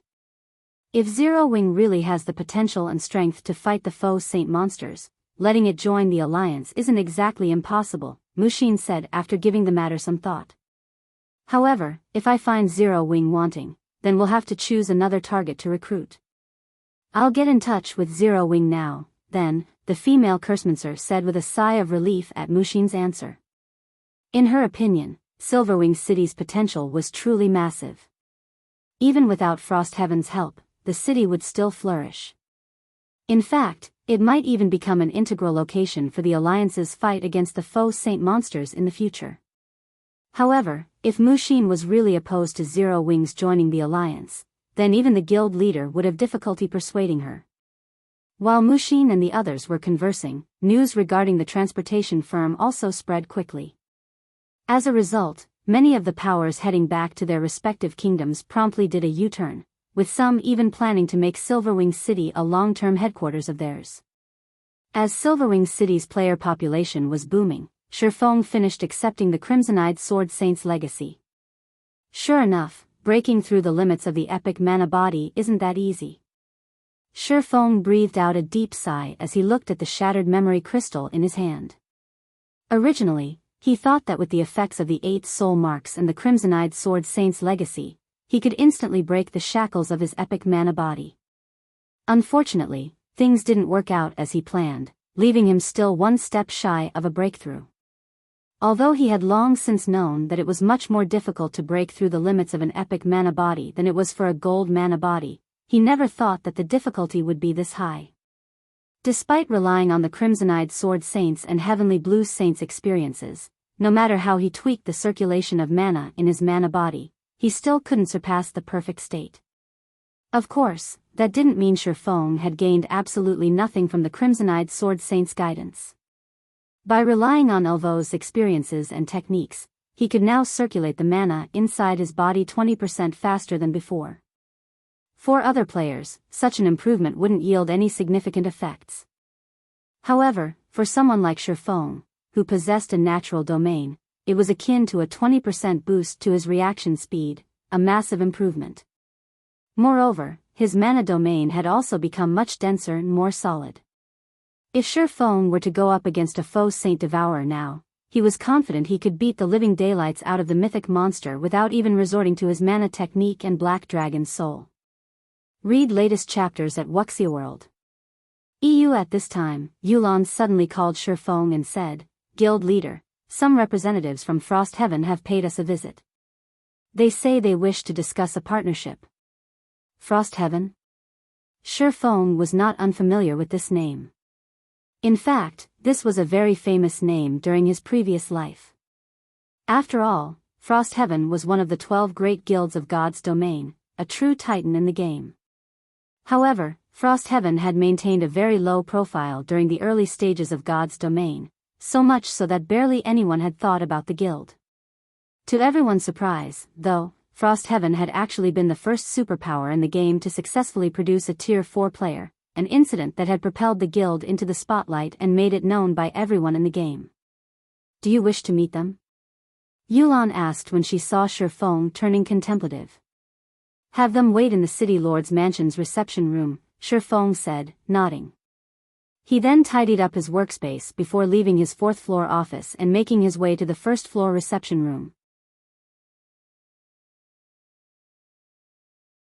Chapter 2684 Mana Domain Silverwing City, City Lord's Mansion. under Yolan's lead, Mushin and the other Frost Heaven members arrived before the entrance of the City Lord's mansion. Currently, a large number of NPCs, as well as players wearing the merchant's insignia, were lining up outside the tall walls of the mansion. The liveliness here could easily rival the frenzy at Silverwing City's main gate. This city is truly amazing. Despite having been promoted just recently, there are already so many NPC and player merchants coming forth to rent shops here. I doubt even the various superpowers' main headquarters received this much attention when they got promoted into basic cities, the female Cursmancer from Frost Heaven exclaimed as she looked at the long line of NPCs and players standing outside the City Lord's mansion. Aside from being the core that controlled the City Lord's mansion also managed the city's lands and shops. Anyone seeking to rent or purchase land and shops inside the city had to visit the City Lord's mansion to do so. Generally, however, neither player nor NPC merchants would rent a recently promoted city's lands and shops. They would generally do so only after thorough consideration and observation to determine whether an investment would really be profitable. However, despite Silverwing City having just been promoted and opened to the public less than an hour ago, there were already close to 1,000 players and NPCs waiting to enter the City Lord's mansion. This response was unbelievable. This should be considered normal. After all, Silverwing City is currently the only guild city in the Orc Empire. With that transportation firm here, high player traffic is guaranteed. These cunning merchant players and NPCs definitely won't let this opportunity get away. The only question now is, how many shops and lands is Zero Wing willing to rent out? Mushin said, her expression remaining unfazed as she took in the long queue before her. In fact, after seeing what Silverwing City had to offer, Mushin had already resolved to rent some of its lands and shops in preparation for her guild members' development in the city. Needless to say, merchant players and NPCs, who frequently traveled between large cities and possessed a keen sense for business, would definitely realize Silverwing City's potential and take action much more quickly than she had. The player merchants waiting outside the City Lord's mansion turned their heads automatically toward Mushin's group, surprise flashing across their eyes when they recognized the group. What? Frost Heaven is actually planning to partner with Zero Wing? If that's the case, Zero Wing will really rise on the eastern continent. Indeed. Frost Heaven has 3 international corporations backing it. Even if Zero Wing receives only a small amount of support from Frost Heaven, it would no longer have to worry about funding and resources. It seems the various superpowers will have to fear Zero Wing in the future. After all, previously, Zero Wing was already close to rivaling ordinary superpowers in terms of experts and guild foundations. If Zero Wing receives Frost Heaven's support in resources, it would basically be a superpower already. By this time, even ordinary players were familiar with the superpower known as Frost Heaven. After all, the guild had not only successfully dominated multiple kingdoms but also claimed a corner of the Apocalypse Empire. In addition, Frost Heaven's name resounded in the ears of merchant players like themselves, what with 3 international corporations backing the guild. Even the eastern continent's up-and-coming Starlink and various super guilds had to show respect to Frost Heaven. Mushin's group walked into the City Lord's mansion under the watchful gazes of the merchant players outside. Inside the City Lord's mansion, aside from the personal guards on security duty, there were plenty of Zero Wing experts training. The liveliness inside the mansion grounds was not the slightest bit inferior to the situation outside the mansion. Sure enough, the number and quality of Zero Wing's experts are still considerably inferior to the various superpowers. The female Cursmancer shook her head and sighed as she eyed her surroundings. With the standards of Zero Wing's members, even if Mushin agrees to let Zero Wing join the alliance, the other allied guilds will most likely object. Many of Zero Wing's Tier 2 members had reached level 115 already, with the Tier 3 members boasting even higher levels. These players were also very well equipped, with the weakest piece of equipment on the Tier 3 experts being level 110 Fine Gold rank. When it came to levels and equipment standards, Zero Wing's members did not lose out to the various superpowers. However, Zero Wing's members had one fatal flaw: their average combat standard was very low. Let alone Flowing Water Realm experts, Zero Wing barely had refinement realm experts. In this regard, Zero Wing was no match for the various superpowers at all. Hence, even though Zero Wing possessed a large number of powerful personal guards, it still couldn't be considered a superpower. After all, personal guards would remain a threat for only a certain period. Compared to players, NPCs had a much more difficult time developing themselves. The true way for a guild to grow strong was for it to have a large number of peak experts under its command. Although rumor had it that Zero Wing had several extraordinary experts, this small number simply wasn't enough for the guild to become a superpower, let alone get Mushin to agree to its joining Frostheaven's alliance. During the time the female Cursemancer was entertaining such thoughts, Yulan had brought Mushin's group to the City Lord's mansion's first-floor reception room. "Please enter," Yulan said as she opened the doors for Mushin's group. After nodding in response to Yulan's words, Mushin entered the reception room together with her subordinates. The instant Mushin and the others entered the reception room, however, their bodies immediately felt heavier. They also sensed that they had lost control over the mana around them, and it seemed as if they had entered another world. A mana domain? The female Cursemancer gaped in shock at Shifeng, who was currently seated inside the room. How is this possible? At this moment, let alone the female Cursemancer, even the other members of the Frostheaven contingent were stunned speechless by the current situation. As Tier 3 experts, they knew very clearly what a mana domain was. After all, this was something they occasionally encountered when raiding Tier 4 monsters. Not to mention, there were also Tier 3 skills and spells that allowed players to form a mana domain. Read latest chapters at Wuxia World. EU mana domains fell into two types, active and passive. Active-type mana domains were formed using skills and spells, while passive-type mana domains were formed without the use of skills or spells. Of the two types, the latter was generally an ability only NPCs at Tier 4 or above could grasp. However, the mana domain currently enveloping them clearly wasn't formed with a skill or spell. Instead, it was a byproduct of Shifeng's circulation of his own mana. In other words, this was a passive-type mana domain. This type of mana domain was the main reason why Tier 4 NPCs were overwhelmingly stronger than Tier 3 NPCs. The moment this passive-type mana domain was activated, Tier 3 NPCs would be mere jokes in front of a Tier 4 NPC. Now, however, this ability that could normally be found only on Tier 4 NPCs had actually been mastered by a Tier 3 player. This was incredible.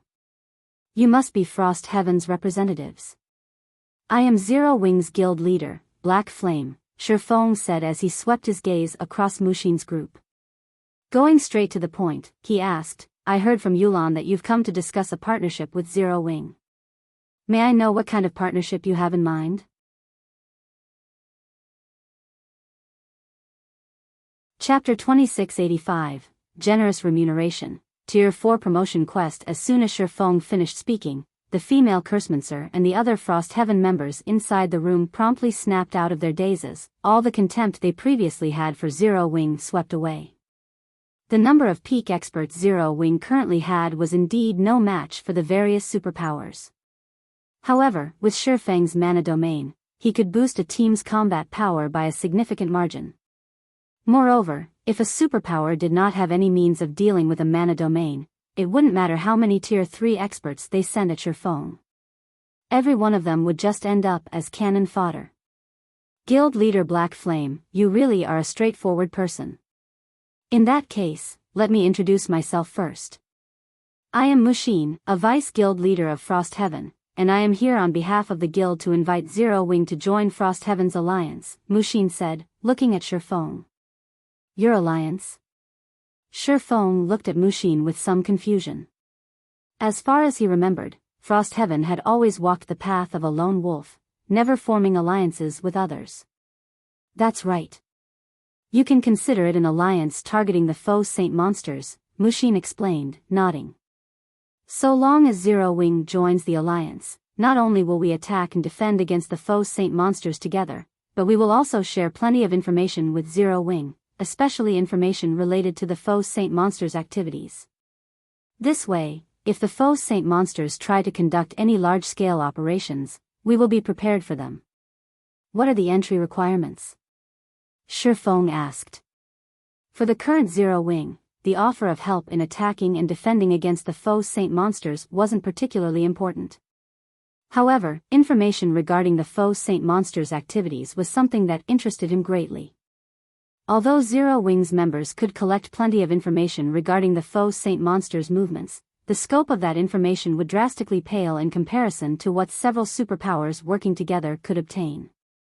With such information, he would have a better grasp of the foe's Saint monsters' movements and could have Zero Wing make preparations ahead of time. After all, the problem of the foe's Saint monsters wasn't something that could be dealt with in the short term. In fact, these monsters would remain a big problem for Zero Wing far into the future. Guild Leader Black Flame, you're overthinking things. There are no conditions for joining the alliance, Mushin said, a faint smile appearing on her face. If I have to give one, then it is receiving Frost Heaven's recognition. Does that mean Zero Wing has received this recognition already? Shifeng asked curiously. Of course.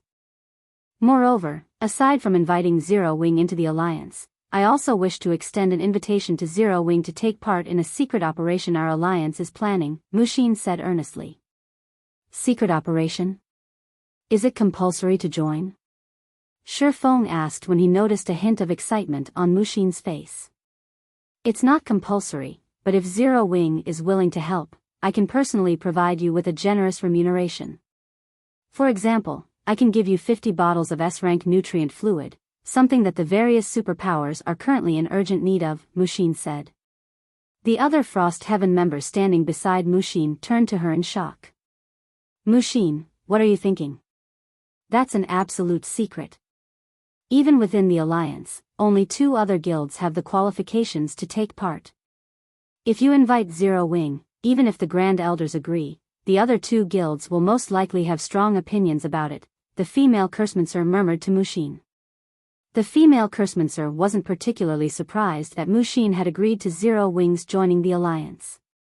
After all, with Silverwing City's benefits and Shifeng's mana domain, Zero Wing indeed possessed the qualifications to do so. However, inviting Zero Wing to participate in the alliance's secret operation was a completely different story. The secret operation Mushin referred to was extraordinary. Frost Heaven and the 2 other superpowers involved in this operation had paid an enormous price to secure this opportunity. Mushin was simply insane to invite Zero Wing along. Relax. I'll just say that Zero Wing's participation will be taken from my share. That way, the 2 other superpowers should not have any problems, Mushin replied nonchalantly. You have truly lost your mind. You asked for this. It's your problem if Uncle Hong and the others get angry at you, the female Cursemancer said in a huff. As the heiress of the Boulder Corporation, one of the 3 main corporations supporting Frost Heaven, Mushin indeed possessed a considerable number of participation slots for the upcoming operation. However, if Mushin gave these slots to Zero Wing's members, Frost Heaven's guild leader and Grand Elders would definitely have opinions about it. In fact, if Zero Wing's participation adversely affected the operation, the Boulder Corporation standing within Frost Heaven might even suffer. Meanwhile, seeing that the female Cursemancer had stopped speaking, Mushin returned her gaze to Shifeng. What do you think of this, Guild Leader Black Flame? Mushin asked once more. Will we receive the 50 bottles only if the operation succeeds? Shifeng asked after giving the matter some thought. He had a great yearning for S-rank nutrient fluids. Setting aside his own needs, he also needed plenty of S-rank nutrient fluids for the development of Zero Wing's core upper echelon. Unlike the various superpowers, Zero Wing did not have a major corporation backing it, so the guild had a much more difficult time obtaining S-rank nutrient fluids. He had to admit that Mushin had accurately grasped Zero Wing's weakness. Of course not. The 50 bottles are a deposit. If the operation is a success, I will pay you an additional 50 bottles, Mushin replied, her smile widening at Shifeng's question. All right. I accept your invitation on behalf of Zero Wing, Shifeng said. When he heard that the remuneration was 100 bottles of S-rank nutrient fluids, he agreed to the offer without hesitation. When will this secret operation take place? And how many players do I need to send? I can't give you an exact time yet, but judging by the current development, the operation will need a minimum of 11 or 12 days before it can start. As for the numbers, it's best if you bring no more than 10 players, Mushin replied after giving the matter some thought.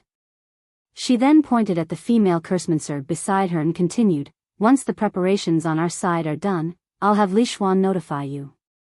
Very well. I will make all the necessary preparations beforehand, Shi Feng said, nodding. After Shi Feng agreed to Mushin's invitation, the two of them formally signed a contract. Before the start of the secret operation, Mushin would supply Zero Wing with 50 bottles of S-rank nutrient fluid first. And so long as the operation was a success, Mushin would send another 50 bottles within 2 days of the operation's completion. Guild leader, do you really intend to take part in Frost Heaven's secret operation? Yulan asked worriedly after Mushin's group left the reception room. The fact that Frost Heaven is willing to offer 100 bottles of S-rank nutrient fluid as remuneration just goes to show how difficult this secret operation is. In fact, the operation might even come with great risks. If something untoward happens, Starlink and Saint's Hand will pounce on this opportunity. Now that Silverwing Town had been promoted into Silverwing City, the number of players and powers operating in Silverwing City was continuously increasing. According to their current estimates, they could easily make over 300,000 gold per day from the entrance fees alone.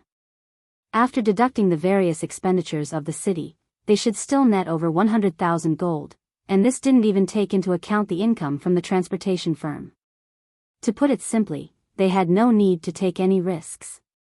They were more than capable of amassing enough money to purchase a large amount of S-rank nutrient fluids, given some time. I understand, but we'll also need to live long enough to make that kind of money, Shi Feng replied with a bitter smile. Read latest chapters at Wuxia World. EU if possible. He would prefer to refuse Mushin's offer as well. After all, S-rank nutrient fluids were not common goods that were readily available. Even for Frost Heaven, S-rank nutrient fluids were an extremely precious resource. The fact that Mushin was willing to pay such a hefty price for Zero Wing's help meant that the secret operation in question was incredibly difficult. However, 100 bottles of S-rank nutrient fluid would alleviate a significant portion of the pressure on Zero Wing. Not to mention, now that his identity had been exposed, purchasing S-rank nutrient fluids would become even more problematic than before. After Shi Feng finished conversing with Yulan and had assigned all the necessary work in Silverwing City, he stealthily made his way to the core room located on the City Lord's mansion's second underground floor.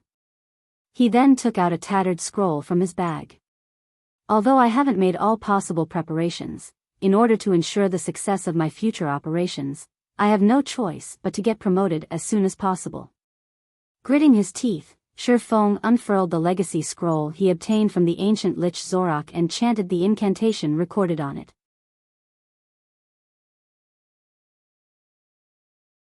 Chapter 2686, Legacy Land? As Shi Feng chanted the incantation recorded on the legacy scroll, the divine runes on the legacy scroll started releasing an array of colorful lights that brightly illuminated the dimly lit core room. Following which, the divine runes detached from the legacy scroll and linked up into a ring before Shi Feng. A short moment later, an incomparably dark vortex appeared within this ring of runes. The black vortex was 3 meters tall. Just its existence alone thinned out the mana within the core room considerably. The vortex was like an insatiable beast that devoured everything. Just how harsh is the environment in the legacy land? Shi Feng was astonished when he sensed the incomparably thin mana around him. Originally, he had planned to challenge his Tier 4 promotion quest only after he had broken through the limits of his epic mana body. That way, he would have a much greater chance of success. After all, unlike the promotion quests for lower tiers, the Tier 4 promotion quest did not have any difficulty options for players to choose from. How much improvement they gained from their Tier 4 promotion quest depended entirely on how much progress they made in the Legacy Land. Of course, there were also some differences between Legacy Lands. Naturally, the harsher the environment at a legacy land, the more difficult it would be for players to obtain their Tier 4 legacy. However, searching for Tier 4 legacy lands was arduous. In fact, when challenging the Tier 4 promotion quest, players generally spent 90% of their time searching for a legacy land. In short, players would be very fortunate to come across a legacy land. They didn't have the luxury to choose between different legacy lands. Hence, luck played a considerably important role when challenging the Tier 4 promotion quest. With luck, one would find a good legacy land and have an easier time obtaining the Tier 4 legacy. Without it, one would find a legacy land with an extremely harsh environment and might suffer failure as soon as they set foot into the legacy land. This was a situation Shifeng had faced before. After all, he had failed plenty of times at his Tier 4 promotion quest in his past life. Currently, although he couldn't determine what kind of legacy land the teleportation portal before him led to, judging by how the portal had devoured almost all of the core room's mana, he could tell that this legacy land had incredibly thin ambient mana. In fact, the ambient mana density in the legacy land should be even lower than that of the core room at the moment. However, before Shifeng could continue his observation, a series of system notifications entered his ears. System, you have opened the Legacy Lands portal. Please enter the portal within 3 minutes, or the portal will automatically close. System, you have activated the promotion quest for the Tier 4 Blade Saint. Quest content, enter the Legacy Land and obtain the Ancient Legacy's power. Rewards unknown. System, once you enter the Legacy Land, you will be prohibited from having any contact with the outside world. If you die within the Legacy Land, you will be teleported out of the Legacy Land, your levels will be reduced by 5, and your soul will be weakened for 3 days. Please consider your decision carefully. 5 levels? This Legacy Land is truly vicious. Shifeng frowned reflexively when he heard the contents of the system notifications. Normally, dying in a Tier 4 Legacy Land would result in a loss of only 2 or 3 levels. The penalty for this one, however, was actually 5 levels. This was definitely the Legacy Land with the highest penalty he had ever heard of. However, Shifeng did not hesitate for long before walking straight into the Black Vortex. If possible, he did not wish to enter such a harsh Legacy Land either. However, if he didn't enter, he would be deemed to have failed his Tier 4 promotion quest. If that happened, he would have to wait a considerable period before he could challenge his Tier 4 promotion quest again, an outcome he definitely didn't want. After all, aside from Frost Heaven's upcoming secret operation, the Divine Dragon's trial also awaited him. If he gave up on entering his Legacy Land now, he would have to face the Divine Dragon's trial with only a Tier 3 body, basically setting himself up for failure. Hence, he had no other choice but to grit his teeth and take on this Legacy Land. Fortunately, the Epic Legacy Scroll granted him 3 re-challenge attempts, 2 more than what the Dark Gold Legacy Scroll provided. Having a total of 4 challenge attempts increased his chances of success significantly. As soon as Shifeng stepped into the Black Vortex, darkness enveloped his vision. At the same time, his body seemed to spin freely in empty space.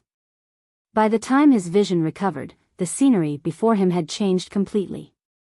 Currently, he was free-falling. Moreover, not only was the sky dark, but spatial tears also filled the air around him. It was as if the world he had just arrived in was crumbling. There was no ground beneath him either. All he could see below was a bottomless abyss. To make matters worse, the mana was practically non-existent.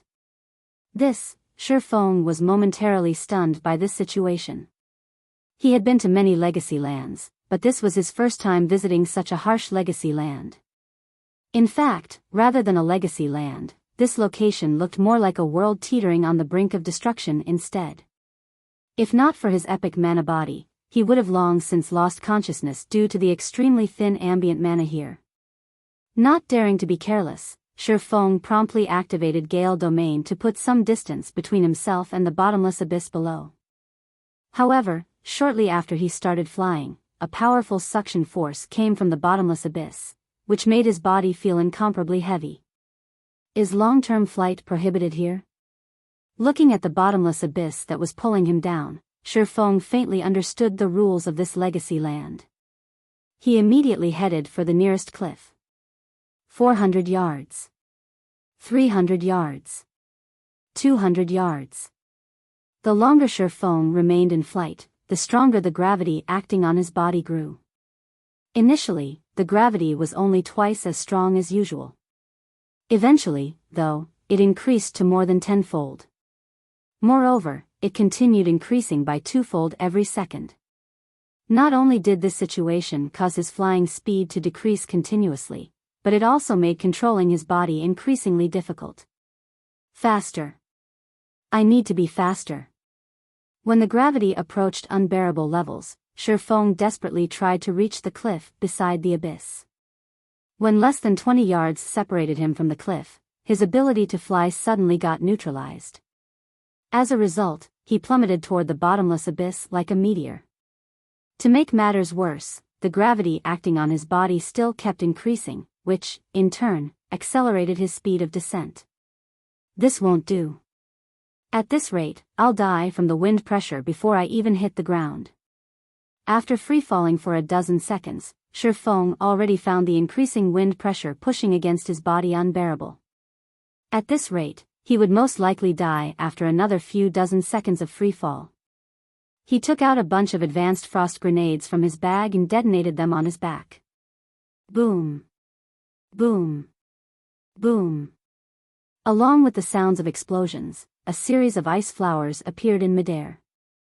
Although Shifeng ended up losing over 20% of his HP and got himself covered in a layer of frost from the frost grenades, the impact of the explosions propelled his body a lot closer to the nearby cliff. However, despite the distance to the cliff narrowing, his complexion remained grim. After all, if he collided with the cliff at his current speed, he was still unlikely to survive. In the next moment, the armor Shifeng wore also started turning red-hot. Just as he was about to crash into the cliff like a blazing meteor, he activated Heavenly Dragon's power, instantly increasing his basic attributes, defense, and HP by a significant margin. He then unsheathed the abyssal blade and stabbed it into the cliff. Boom! After getting stabbed into the cliff wall, the abyssal blade tore the rocky surface as Shifeng continued sliding down. At the same time, his HP also started depleting rapidly. 75%. 60%. 30%. Fortunately, his body finally came to a grinding halt with his HP just below 500,000. After pulling himself out of the clutches of death, he breathed out a deep sigh of relief. If not for Heavenly Dragon's power, he really would have died just now. Is this really a legacy land? Confusion filled Shifeng's heart as he gazed at the bottomless abyss beneath him. Although legacy lands weren't known for their friendly environments, none of them had such a harsh environment either. Currently, he couldn't see any signs of life in this legacy land, let alone monsters. Aside from the bottomless abyss, the only other thing within sight were the cliffs surrounding it. He couldn't find any traces of an ancient legacy at all. Read latest chapters at Wuxia World. EU. However, as Shifeng was trying to figure out what he needed to do in this legacy land, several thunderous roars came from the bottomless abyss. A short moment later, gigantic figures emerged from the abyss. And upon seeing these figures, Shifeng could not help being dumbfounded. How is this possible? Shifeng's eyes widened with astonishment as he gaped at these gigantic figures. After all, these figures belonged to the rarely seen dragon race. Meanwhile, these dragons had clearly discovered his presence already.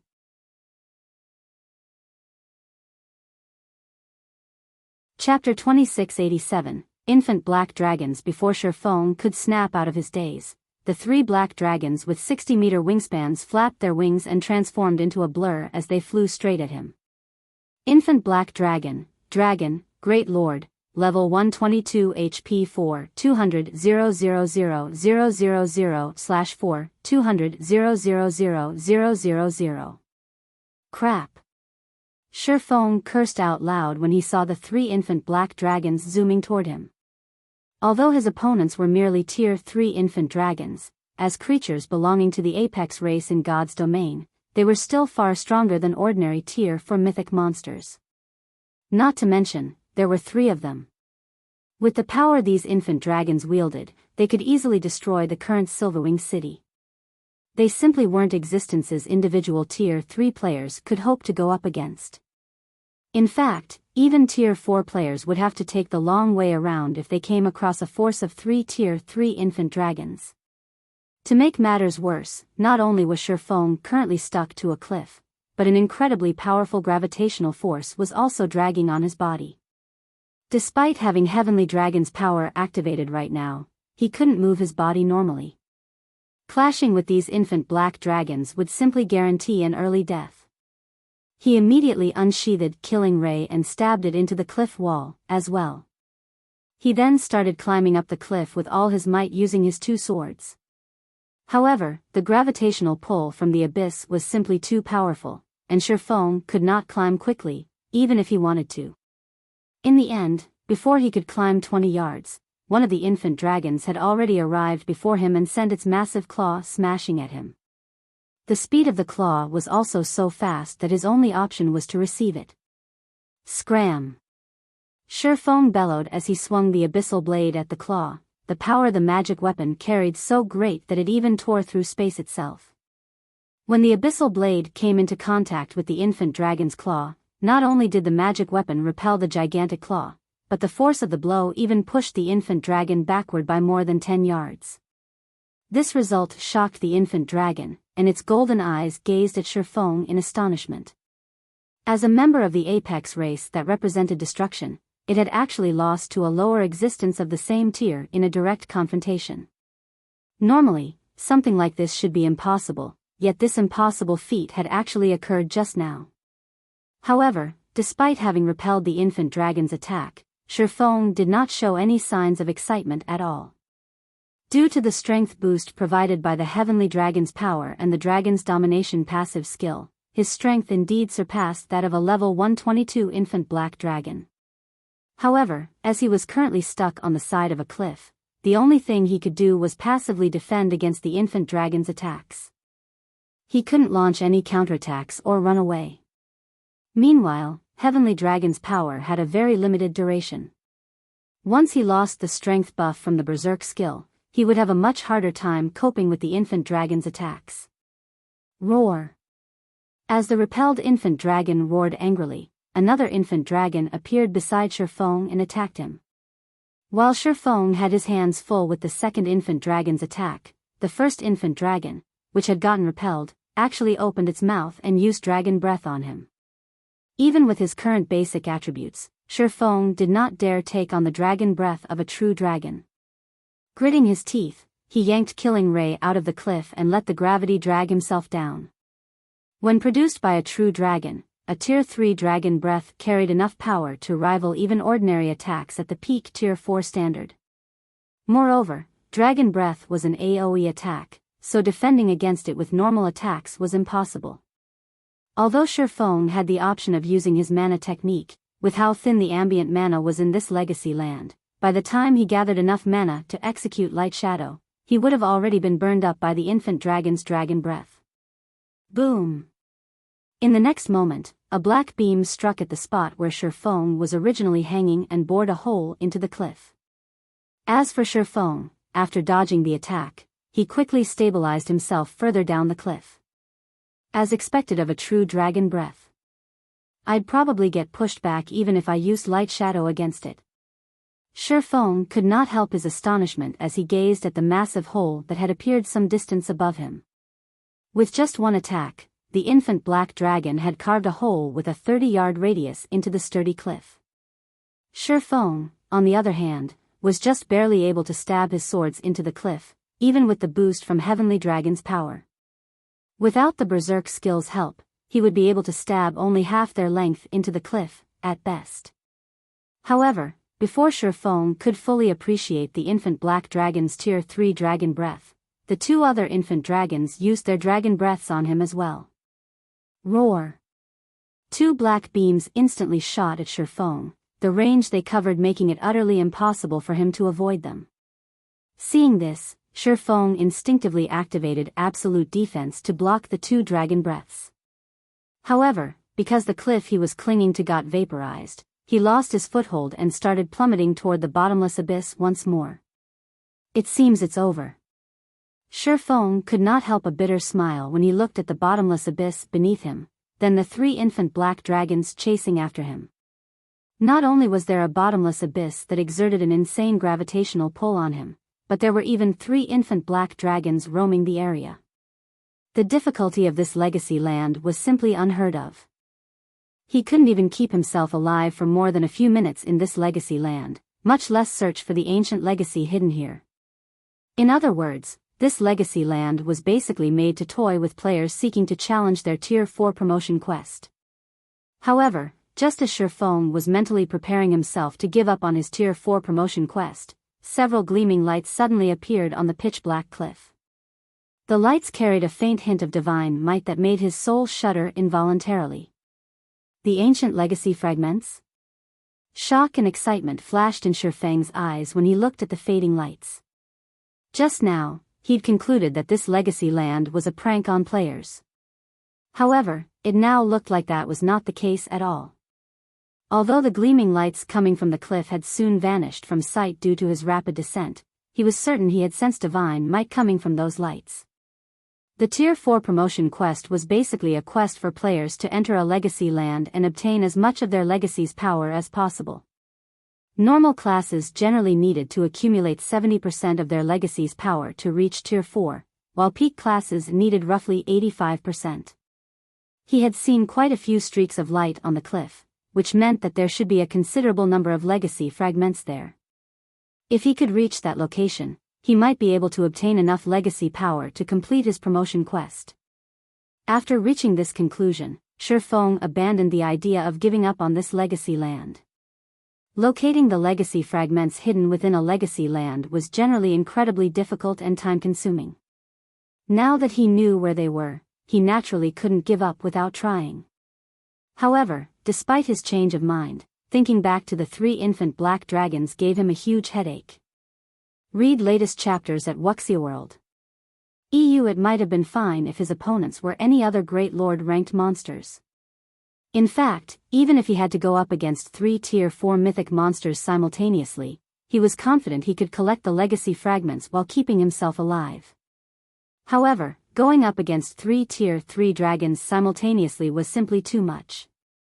In fact, 1 infant black dragon would most likely be more than enough to whittle him to death within a short time. After all, the gravitational pull the abyss exerted was simply too powerful. While subjected to this gravitational pull, he couldn't bring out even half of his strength. At the same time, he didn't have any footholds he could shift to, which made dodging and blocking the infant dragon's attacks extraordinarily difficult. No, that's not right. So long as I can create a sufficient number of footholds, it might be possible to go up against 3 infant black dragons simultaneously with the dragon's domination's effects. While free-falling down the cliff, Shifeng suddenly recalled the gigantic holes the infant black dragons created. If he could carve out a sufficiently spacious path into the cliff, then defending himself against the 3 infant dragons wouldn't be an impossible dream. After thinking up to this point, he no longer waited for the abyss's gravitational pull to kill him. Instead, he took out the epic legacy scroll from his bag and activated it, starting another challenge for this legacy land.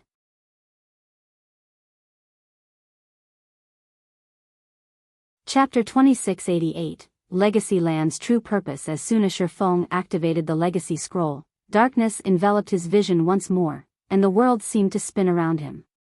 Everything was just like how he first walked into the dark vortex in the core room.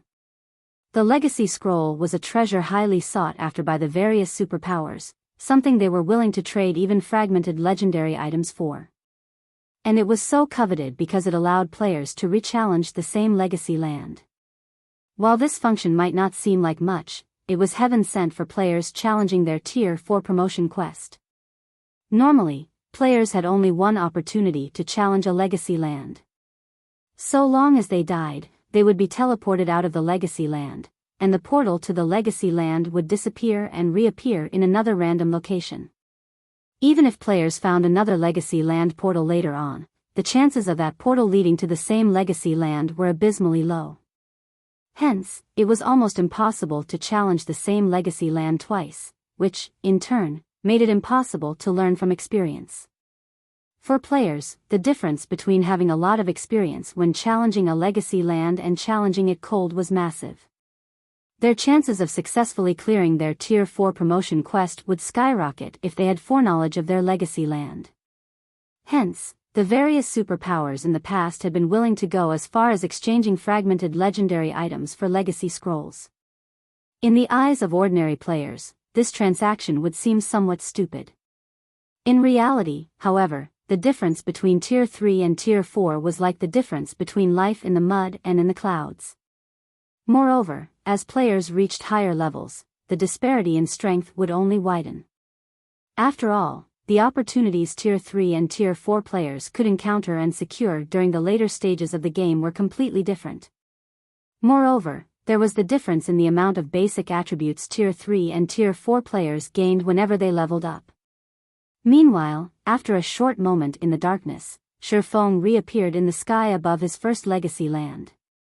And like before, his body started free-falling toward the bottomless abyss below him. Moreover, the cooldown of all of his skills and spells had been refreshed, the current situation making it seem as if he had gone back in time. Good. A quick check found that even the additional skills of his weapons and equipment had been refreshed. He immediately activated Gale Domain and flew straight to the nearest cliff. Previously, he had wasted a lot of time observing the legacy land.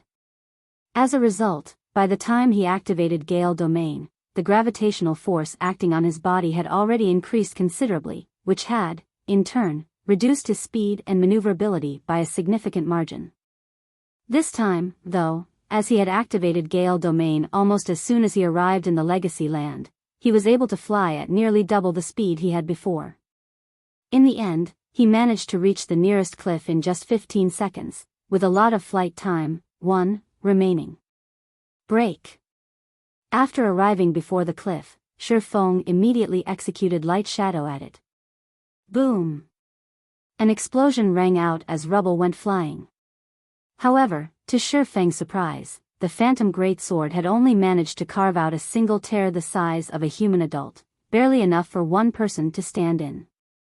Light Shadow's power was actually reduced this much? Shifeng frowned at the tear in the cliff. The power of Light Shadow was much weaker than he expected. He had given his all in that attack, yet it had barely reached the intermediate rank Tier 4 standard. Had he used such an attack against the infant Black Dragon's Dragon Breath, he definitely would have ended up dead. However, Shifeng did not dare to waste time. Quickly, he executed Light Shadow against the cliff once more.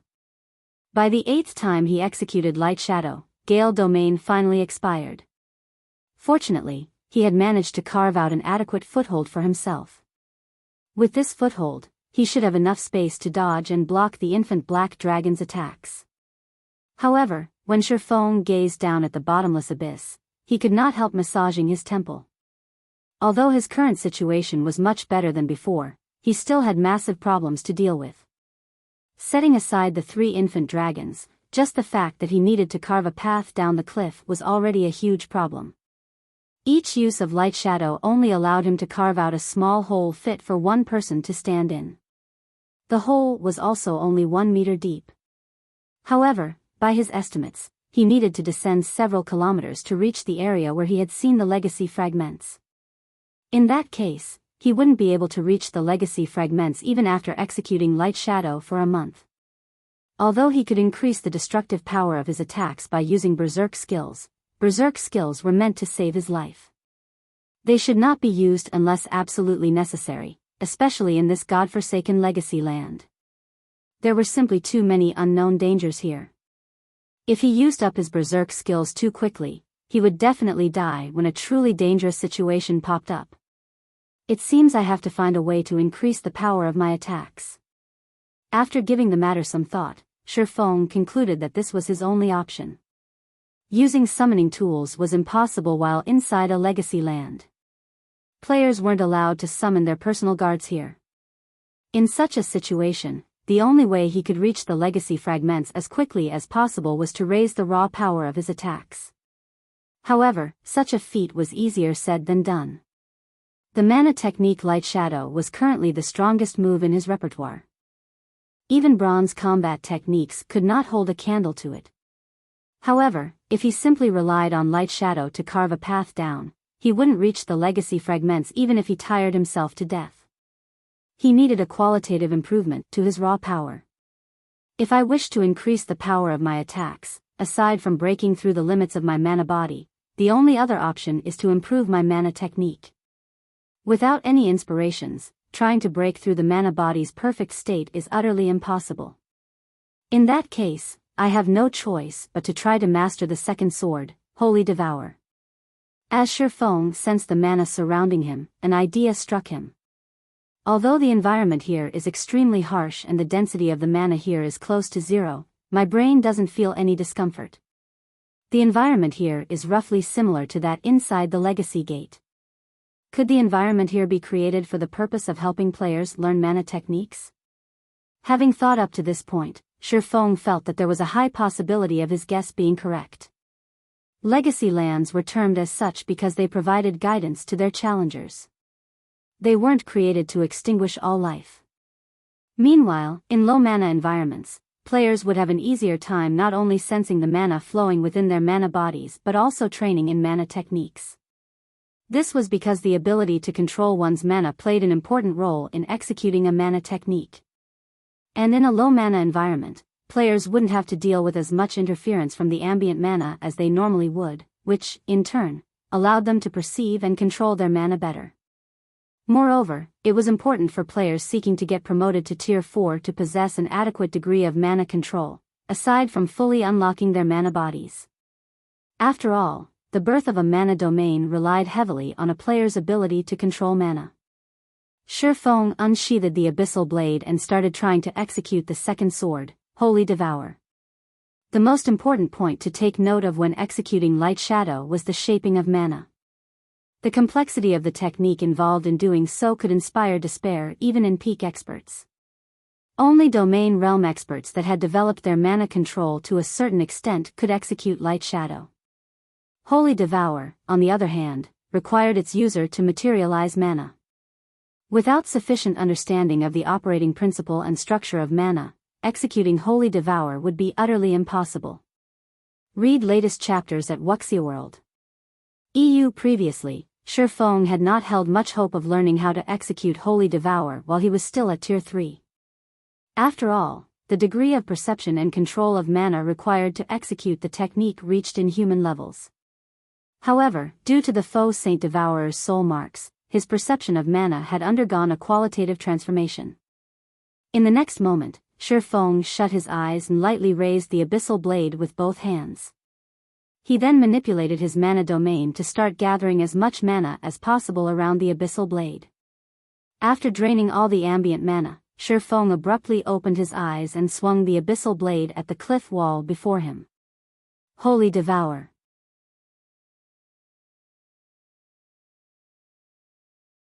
Chapter 2689, Simplified Holy Devour. As Shifeng swung down the abyssal blade, a bundle of blazing red flames enveloped the magic weapon, causing even the surrounding space to tremble. In the next moment, the blazing red flames devoured the cliff wall before him. Boom! Along with the sound of an explosion, countless stone fragments went flying. Originally, the cave Shifeng had dug for himself was only the size of a small room. Now, however, the cave had grown to the size of a small house. Moreover, its walls were extremely smooth as if they had been polished. So strong. Surprise flashed in Shifeng's eyes as he took in the cave before him. He had only been trying to execute Holy Devour. He never thought that he would actually succeed on the first attempt. Although the second sword he executed was many times weaker than the Heavenly Blue Saints version and could even be considered incomplete, the power of his attack was already close to the upper-ranked Tier 4 standard. With such destructive power, his efficiency in carving out a path to the legacy fragments should improve by several dozen times. However, just as Shifeng thought of using Holy Devour once more, his consciousness suddenly wavered, and a stinging pain assaulted his brain. Sure enough, it is still too much for my current self to execute Holy Devour. Shifeng could not help a bitter smile at this situation.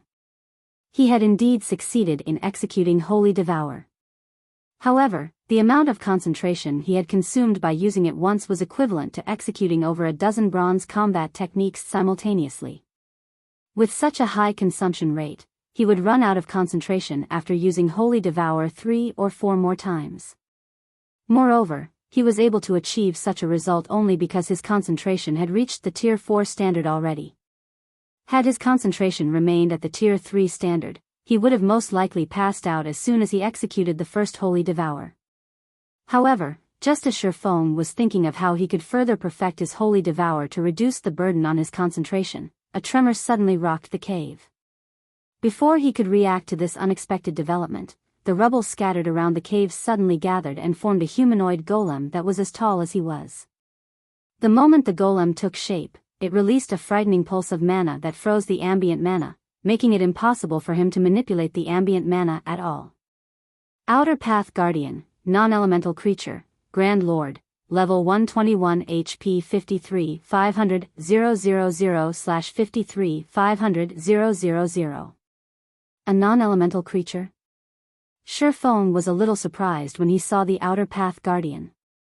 He'd never heard of the non-elemental creature label before.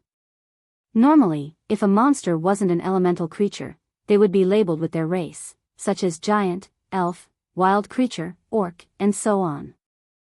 Before Shifeng could properly digest this situation, the Outer Path Guardian suddenly appeared before him. Its 2 arms then transformed into razor-sharp rock blades that cut at him, the attack speed it displayed surpassing that of ordinary Grand Lords and nearly rivaling mythic monsters. However, Shifeng was no pushover either. With his extraordinary combat standard and basic attributes, even mythic monsters of the same level would have difficulty landing attacks on him, let alone a Grand Lord whose speed was merely close to rivaling mythic monsters. In the next moment, Shifeng brandished the abyssal blade. Swords Transmigration. Pung. Pung. Pung. In the blink of an eye, Shifeng deflected over a dozen attacks. Immediately afterward, he sent a counterattack cutting at the Path Guardian. In the next moment, a pitch-black sword light cut at the Path Guardian's body. A metallic clang echoed in the cave as the sword light came into contact with the Path Guardian.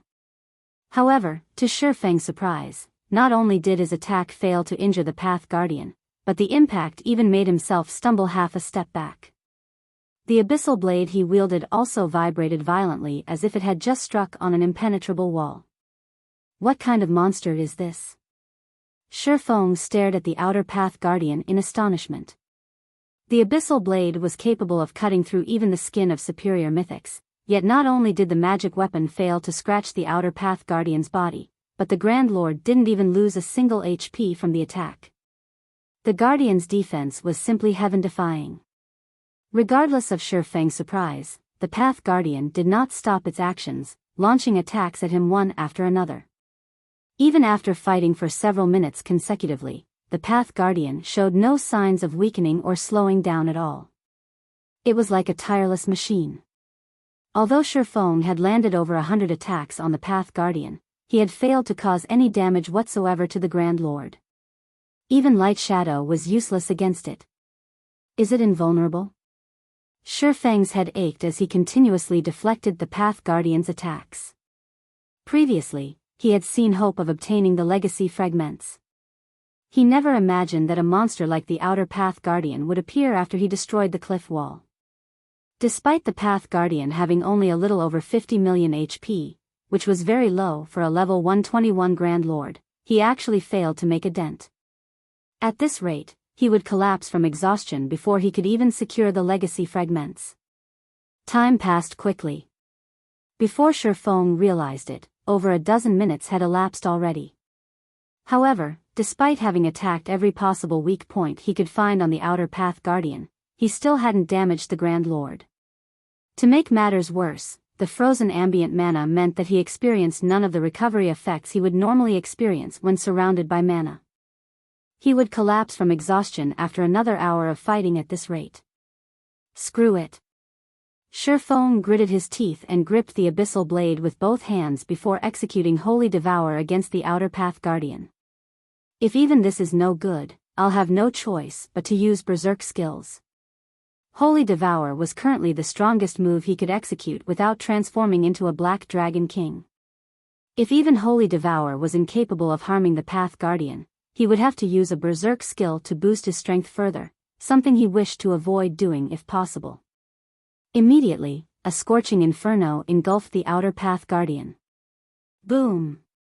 In the next moment, the Path Guardian's body shot out of the blazing inferno like a cannonball and smashed into the back of the cave.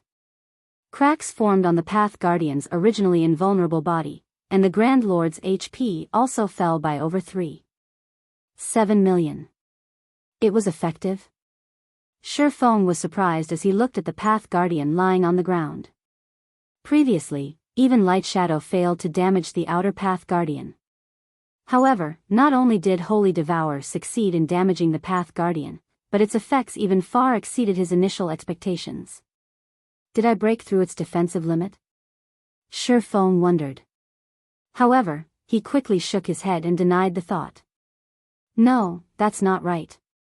Even if my attack exceeded the Guardian's defensive limit, it shouldn't have produced such overwhelming results. He had plenty of experience in surpassing a monster's defensive limit. Hence, he knew that exceeding a monster's defensive limit wouldn't allow him to suddenly go from dealing 0 damage to dealing over 3.7 million damage. Moreover, normally, even if one failed to exceed a monster's defensive limit, the monster should still receive some form of damage after receiving an attack.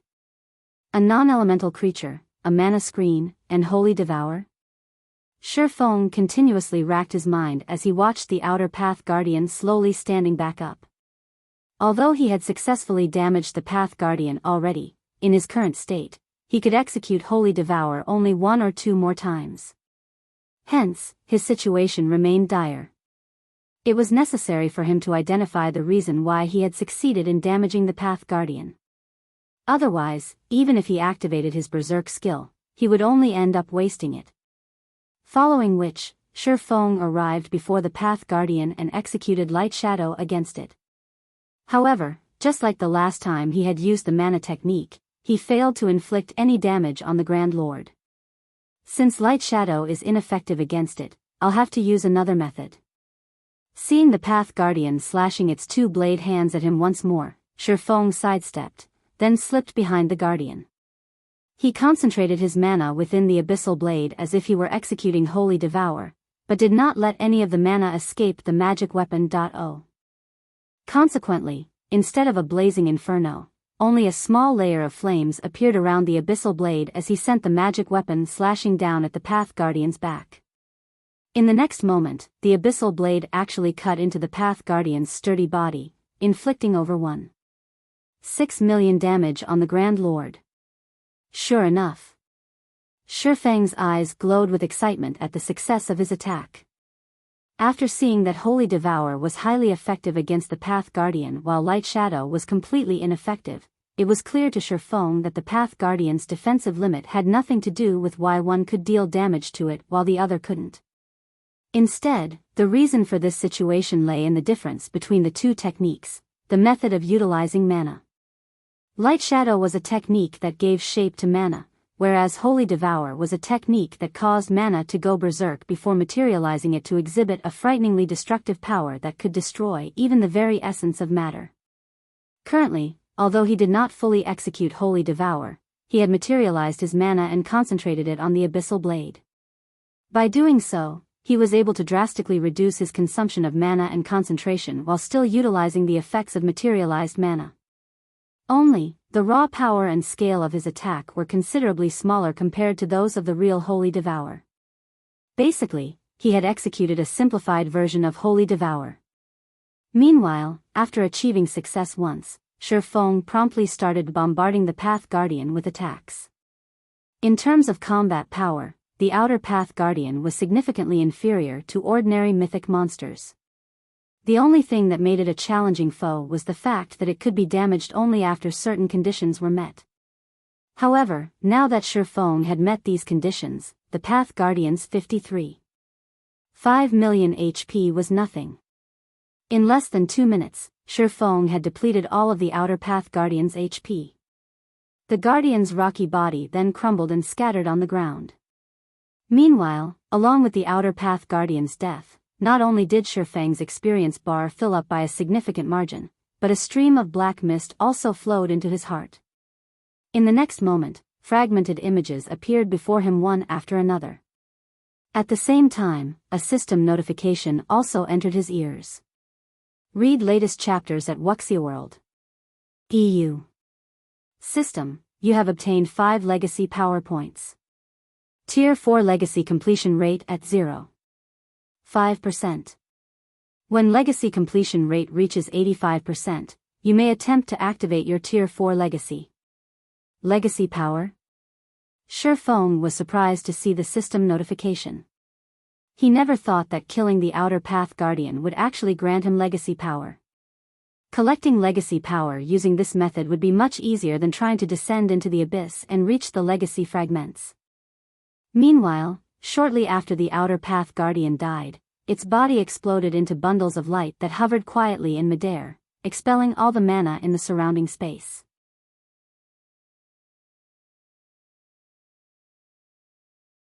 Chapter 2690, Unknown Metal Fragments. What a powerful phenomenon. Shifeng's heart was filled with surprise when he saw the dozen or so items quietly hovering in midair. He had seen many kinds of monster loot before. He had even seen loot accompanied by a holy chant. However, this was the first time he had seen or heard of the phenomenon the Outer Path Guardian's loot created. Currently, all mana within a 50-yard radius of the dropped items was getting banished from the area. Even the mana within his body was rapidly depleting. Right now, if a player with a silver mana body were standing here, they would most likely have lost consciousness instantly from mana exhaustion. Seeing this situation, Shifeng did not dare hesitate for too long. Immediately, he stepped forward and tried to store the loot in his bag space. However, the instant he touched one of the dropped items, a system notification entered his ears. System, this item should not be stored, as it has an extremely powerful repulsion toward mana. Storing it in your epic spatial bag involves a certain degree of danger. Do you wish to store this item in your epic spatial bag? Should not be stored? Shifeng was quite surprised at the system notification. However, despite his surprise, he still chose to store the loot in his epic spatial bag. After all, he would lose his life if he didn't put the items into his bag space and allowed the mana repulsion field to continue existing. As he stored the items in his bag one after another, the mana environment within the cave gradually recovered. Upon seeing this, he could not help a sigh of relief. How close. These items truly are strange. Had I been a few seconds later in taking action, they probably would have drained all my mana. Sitting down, Shifeng shuddered involuntarily as he checked the 15 new items inside his bag space. Previously, the Outer Path Guardian was already plenty astonishing, as it could actually freeze the mana around it, preventing players from using the ambient mana. For players that relied heavily on skills and spells during combat, this was a fatal ability. However, these dropped items were even more amazing. They had directly banished all the mana within a 50-yard radius. Not even the mana within his body was exempt. This situation was simply unheard of. If players encountered these extraordinary items without any means to store the items, they would definitely meet their deaths. Despite Shifeng's wariness toward these items, he could not hold back his curiosity and started inspecting them. After he used his identification skill on these items, he was stunned. He couldn't appraise any of these 15 metal fragments. Even after he activated Omniscient Eyes, all he got was that these metal fragments were named as Unknown Metal Fragment, and that they were originally part of a weapon. Crap. What kind of weapon was it? Isn't it a little too amazing? Oh. Just its fragments alone are so powerful already. Even legendary weapons are not that powerful. Shifeng was astonished when he saw the little information Omniscient Eyes obtained. In God's domain, legendary items usually deteriorated into fragmented legendary items because their core component had suffered damage, which prevented them from exhibiting their true might. However, if a legendary weapon got shattered into numerous fragments, rather than becoming multiple fragmented legendary weapons, the legendary weapon would become garbage. Only if the shards were recast and more material was added was there a chance of them becoming a fragmented legendary weapon. Yet, despite not having undergone any rework, the fragments in his bag still exhibited such a powerful mana repulsion effect. Even the strongest legendary weapons he had heard of were unlikely to be so powerful. However, Shifeng did not dwell on the metal fragments. After getting enough rest, he left them sitting inside his bag space and resumed attacking the cliff wall. Since he now knew that the Outer Path Guardians provided legacy power and that the Guardians spawned from the rubble of the cliff, he naturally wouldn't let this opportunity to kill two birds with one stone get away. However, despite Shifeng repeatedly using Holy Devour on the cliff wall, not every attack of his caused an Outer Path Guardian to spawn. Roughly one Guardian spawned for every 3 or 4 attacks he executed. As a result, his accumulation of legacy power wasn't going as fast as he initially expected. Moreover, because of the legacy land's harsh environment, which severely hampered stamina and concentration recovery, Shifeng's recovery rate wasn't particularly fast despite the high-ranking foods and beverages he consumed. At best, it was like he was resting inside an ordinary town. Fortunately, he was familiar with the harsh environments of Tier 4 legacy lands and had made preparations beforehand. Long before he could challenge his Tier 4 promotion quest, he had already tasked Melancholic Smile with stockpiling a large amount of high-ranking foods and beverages in the guild's warehouse for both himself and the rest of the guild's core upper echelon. Hence, he currently had more than enough high-ranking foods and beverages to last him for 2 whole months. As Shifeng relentlessly attacked the cliff and killed Outer Path Guardians, his experience bar filled up rapidly. His mastery over the simplified Holy Devour also improved. Only, as the number of Outer Path Guardians he killed increased, the number of unknown metal fragments he obtained conversely decreased. Initially, each kill yielded him more than 10 fragments. Eventually, that number dropped to single digits. Now, he got just 1 or 2 from every kill. As Shifeng progressed down the cliff, he had unknowingly spent 9 days inside the legacy land. After 9 days of constant grinding, Shifeng had reached level 124. If not for Demon God Atlok's soul curse, he would have already reached the level 125 threshold. As for the accumulation of legacy power, he had reached 83% completion rate already, just 2% away from the minimum requirement to activate his Tier 4 legacy. As for the unknown metal fragments, he had collected a total of 96. Meanwhile, a lot had also happened in the outside world during these 9 days. Thanks to the 50 bottles of S-rank nutrient fluids Mushin provided as a deposit, Shifeng could afford to consume 1 bottle per day, meeting the energy requirements of his brain. His body's condition also improved considerably. However, if he wished to recover to his peak state, he still needed life potions.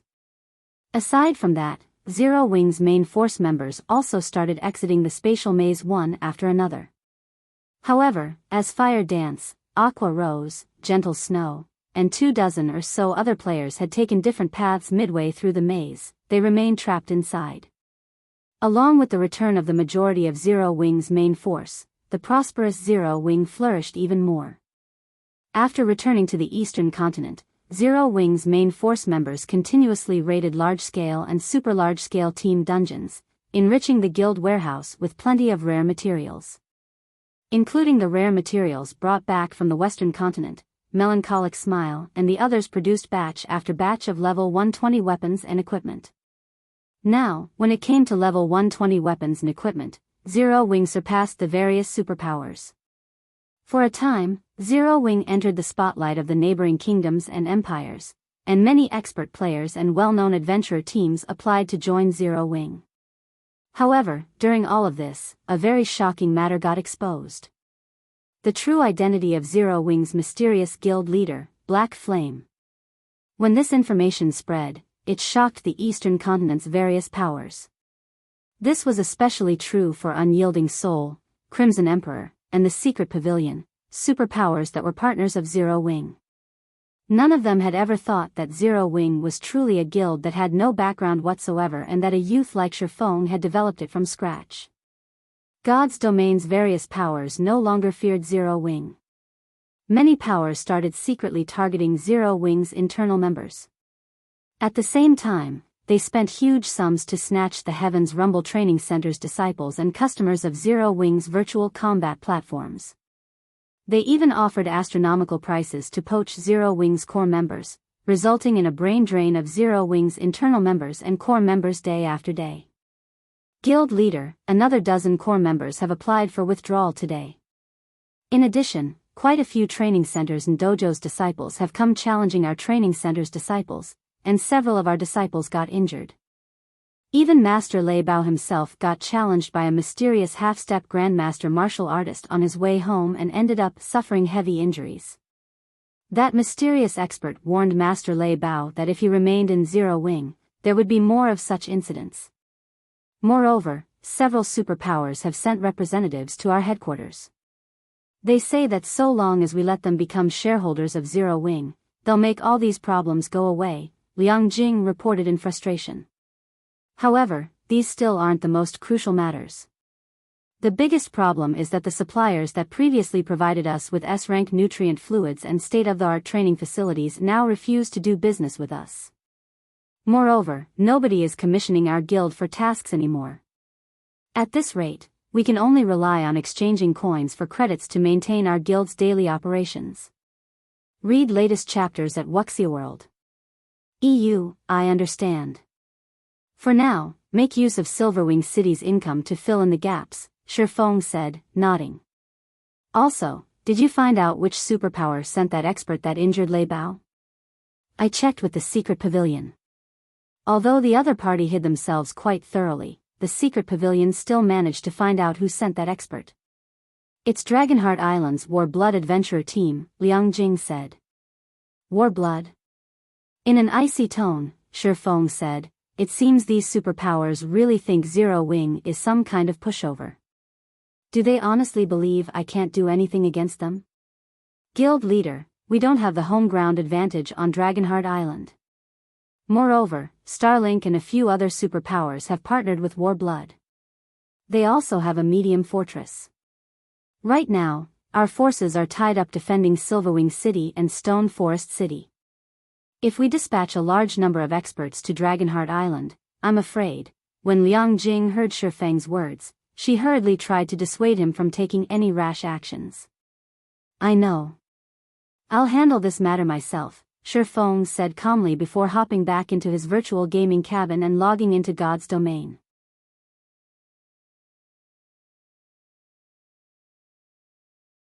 Chapter 2691. Breaking through the limit. The gravitational force here is almost the same as what I felt when those infant black dragons appeared. If I continue digging downward, those dragons will most likely notice my presence. After killing another Outer Path Guardian, Shifeng poked his head out of the platform he had carved for himself to look at the bottomless abyss. After 9 days of arduous effort, he had finally reached the altitude where he first came into contact with the infant black dragons. Although the infant black dragons were only Tier 3 Great Lords, they were existences that no individual Tier 3 player could hope to go up against. Not to mention, there were 3 infant black dragons moving together here. Currently, the best way for him to complete his Tier 4 promotion was through killing more Outer Path Guardians and steadily accumulating his legacy power to 85% completion rate. Then, he could activate his Tier 4 legacy. However, as he carved his way down the cliff, the frequency of the Outer Path Guardian's appearance decreased. In fact, the Guardian he had just killed took him nearly an hour to spawn. At this rate, he would most likely enter the 3 infant black dragons' perception range by the time he could spawn the next Outer Path Guardian. In that case, he would have to fight the Outer Path Guardian while simultaneously dealing with the 3 dragons' attacks. Sure enough, the main god system won't let players enjoy such an easy promotion. In the end, I still have to obtain one of those legacy fragments. Shifeng could not help a sigh as he looked at his legacy power points. With his current standards, so long as he activated a berserk skill, swiftly killing an Outer Path Guardian while dealing with the attacks of the 3 infant black dragons should be possible. However, he was still short of 3 Guardian kills to reach the minimum 85% completion rate. Even though he had multiple berserk skills, the likelihood of him being able to spawn and kill 3 Outer Path Guardians during the limited duration of his berserk skills was extremely low. After all, the last Outer Path Guardian had taken him nearly an hour to spawn. At best, he would be able to kill 1 Guardian after getting discovered by the infant dragons. As for the remaining 2 Outer Path Guardians, he could forget about them because no matter how he looked at it, coping with the infant dragon's attacks for 2 or 3 hours while he continued carving the cliff was simply impossible. This left him with only one option to complete his promotion quest, obtaining a legacy fragment. While legacy fragments didn't carry equal amounts of legacy power, each contained at least 10 points to as much as 40 points. With his current legacy power points, he needed only 1 legacy fragment to meet the minimum requirement to activate his Tier 4 legacy. Although the completion rate of one's Tier 4 legacy would somewhat influence the success rate of the Tier 4 promotion quest, it wasn't absolute. Legacy power only allowed players to activate their Tier 4 legacy. The more legacy power players managed to collect, the larger the portion of their Tier 4 legacy they could activate. However, after activating and unraveling the secrets of their Tier 4 legacy, players needed to learn the unraveled knowledge in order to complete their Tier 4 promotion quest. Clearing this portion of their promotion quest depended entirely on their own capabilities. The amount of legacy power they accumulated before had no bearing on this part of the quest. And if players failed to learn an adequate amount of knowledge from their legacy within the stipulated time, they would still fail their Tier 4 promotion quest. In the past, the main reason why most Tier 3 experts failed to reach Tier 4 was precisely this second portion, not the failure to acquire a sufficient amount of legacy power. This was also the reason why the stronger a legacy was, the more difficult the Tier 4 promotion quest would be. The stronger a legacy was, the more complex the information contained within it. For example, legacies belonging to the giant and elven race contained incredibly abstruse information. Hence, those playing as giants and elves faced much greater difficulty when challenging their promotion quests. Even if players geared themselves in powerful weapons and equipment, these items would just allow them to obtain more legacy power and open up more knowledge for them to learn. Players still had to rely on their own learning capabilities to complete their Tier 4 promotion quest. Hence, Shifeng could activate his legacy at 85% completion rate. Reaching 100% wasn't necessary for the completion of his promotion quest. However, trying to reach and obtain the legacy fragments below wouldn't be easy. After all, he had to go up against 3 infant black dragons in the process. There was only so much he could do within the limited duration of his berserk skills. The part where he obtained the legacy fragments would be especially challenging. If a player that did not know how legacy fragments worked were in his shoes right now, they would most likely lose their lives during this process. Players would not automatically obtain the legacy power contained within a legacy fragment. Instead, after securing the fragment, they usually spent between 10 to 20 minutes absorbing the legacy power. And although players did not need direct contact with a legacy fragment to absorb its legacy power, if they went too far away from the fragment, the process would get interrupted, and the fragment would shatter. Due to these reasons, players generally needed to complete the process in a safe environment. With the 3 infant dragons harassing Shifeng, he obviously wouldn't be able to absorb a legacy fragment in safety. He would have to do it while fighting. However, with the berserk skills he had, he simply wouldn't be able to last that long. No, it's not exactly impossible. If I can hold on for some time in my normal state, it might be possible to secure a legacy fragment. After giving the matter some thought, Shifeng decided to take the risk and try to secure a legacy fragment. After all, he was no longer the same as when he first entered the legacy land. Not only was he able to execute Holy Devour now, but he had even mastered a simplified version of Holy Devour. Although this simplified Holy Devour was not as powerful as the real deal, the raw power it contained was still superior to that of Light Shadow. With this simplified Holy Devour, he might be able to hold his own against the infant black dragons. After taking a deep breath, he took out the Ring of Gospel from his bag and activated Miniature World and Ring of Brilliance. Now that he had gotten this far in his promotion quest and he had to go up against the 3 infant dragons no matter what, he no longer had any reason to hold back his cards. Upon Ring of Brilliance's activation, the density of the ambient mana gradually increased. As for Shifeng himself, his basic attributes rose by 5%. Although Ring of Brilliance's effects were significantly weakened, every little improvement counted now. After activating both of the Ring of Gospel skills, he jumped off the platform and allowed gravity to drag him down toward the bottomless abyss. A few seconds after he started his free fall to the abyss, a series of dragon roars came from some distance away. As he had predicted, the 3 infant black dragons flew out of the abyss and charged straight at him once more.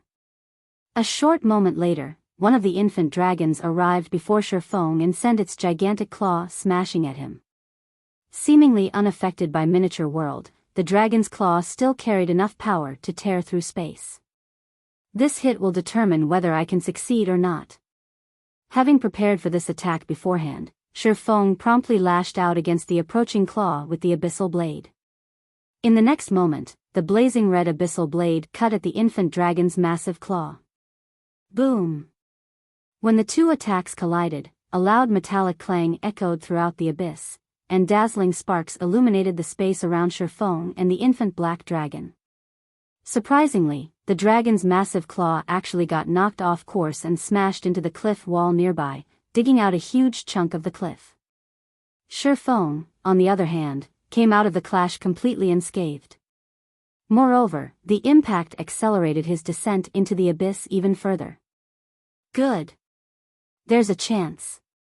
Shifeng grew ecstatic when the abyssal blade deflected the infant dragon's claw. Previously, his greatest worry was that he would not be able to block the infant black dragon's attacks. After all, he did not activate Heavenly Dragon's power, unlike before. Besides, the infant black dragons had the home ground advantage, free of the abyss's suppression. Even with the effects of Miniature World, he would most likely have a difficult time deflecting the infant dragon's attacks. Fortunately, the simplified Holy Devourer was sufficiently powerful. Now, even without activating a berserk skill, he could hold his ground against the infant black dragons. With this, what he needed to do next became a lot simpler. Following which, Shifeng continued free-falling while frantically deflecting the 3 infant dragons' attacks. When he was about to reach the location of the legacy fragments, he activated Gale Domain and forcefully changed his angle of descent toward the legacy fragments. After spotting the location of the legacy fragments, Shifeng promptly activated Power of Darkness, increasing all his basic attributes by 120%, then executed a 2-handed slash at the cliff wall. Holy Devour. A raging inferno immediately devoured the cliff wall, creating a hole with a 30-yard radius. At the same time, a fragmented statue the size of a human adult landed inside the hole, radiating a faint glow and a soul-shuddering divine might. System, you have discovered a legacy fragment. Do you wish to absorb the fragment's legacy power? Absorb. Shifeng said without hesitation. As soon as he finished speaking, the fragmented statue released an aurora of lights that pierced his body. Crap. Just how much legacy power is in this thing?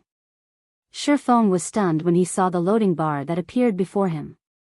According to the loading bar, the absorption process would take 33 minutes. This absorption time far exceeded his expectations. It also far exceeded the total duration of all of his berserk skills. However, under the circumstances, he did not have the leeway to go for a different fragment. If he chose to give up on this fragment, then all of the effort he had put into killing all those Outer Path Guardians would go to waste. At this time, the 3 infant black dragons noticed what Shifeng was doing. Immediately, all 3 of them used dragon breath at him. Damn it! Shifeng's complexion darkened when he saw that the 3 dragon breaths covered the entire cave he was in. Instinctively, he activated absolute defense to protect himself. After the 3 dragon breaths landed, the size of the cave increased significantly, which gave Shifeng a lot more room for maneuvering. Following which, time flew as Shifeng desperately defended himself against the 3 infant dragons' attacks. 10 minutes. 15 minutes. 20 minutes.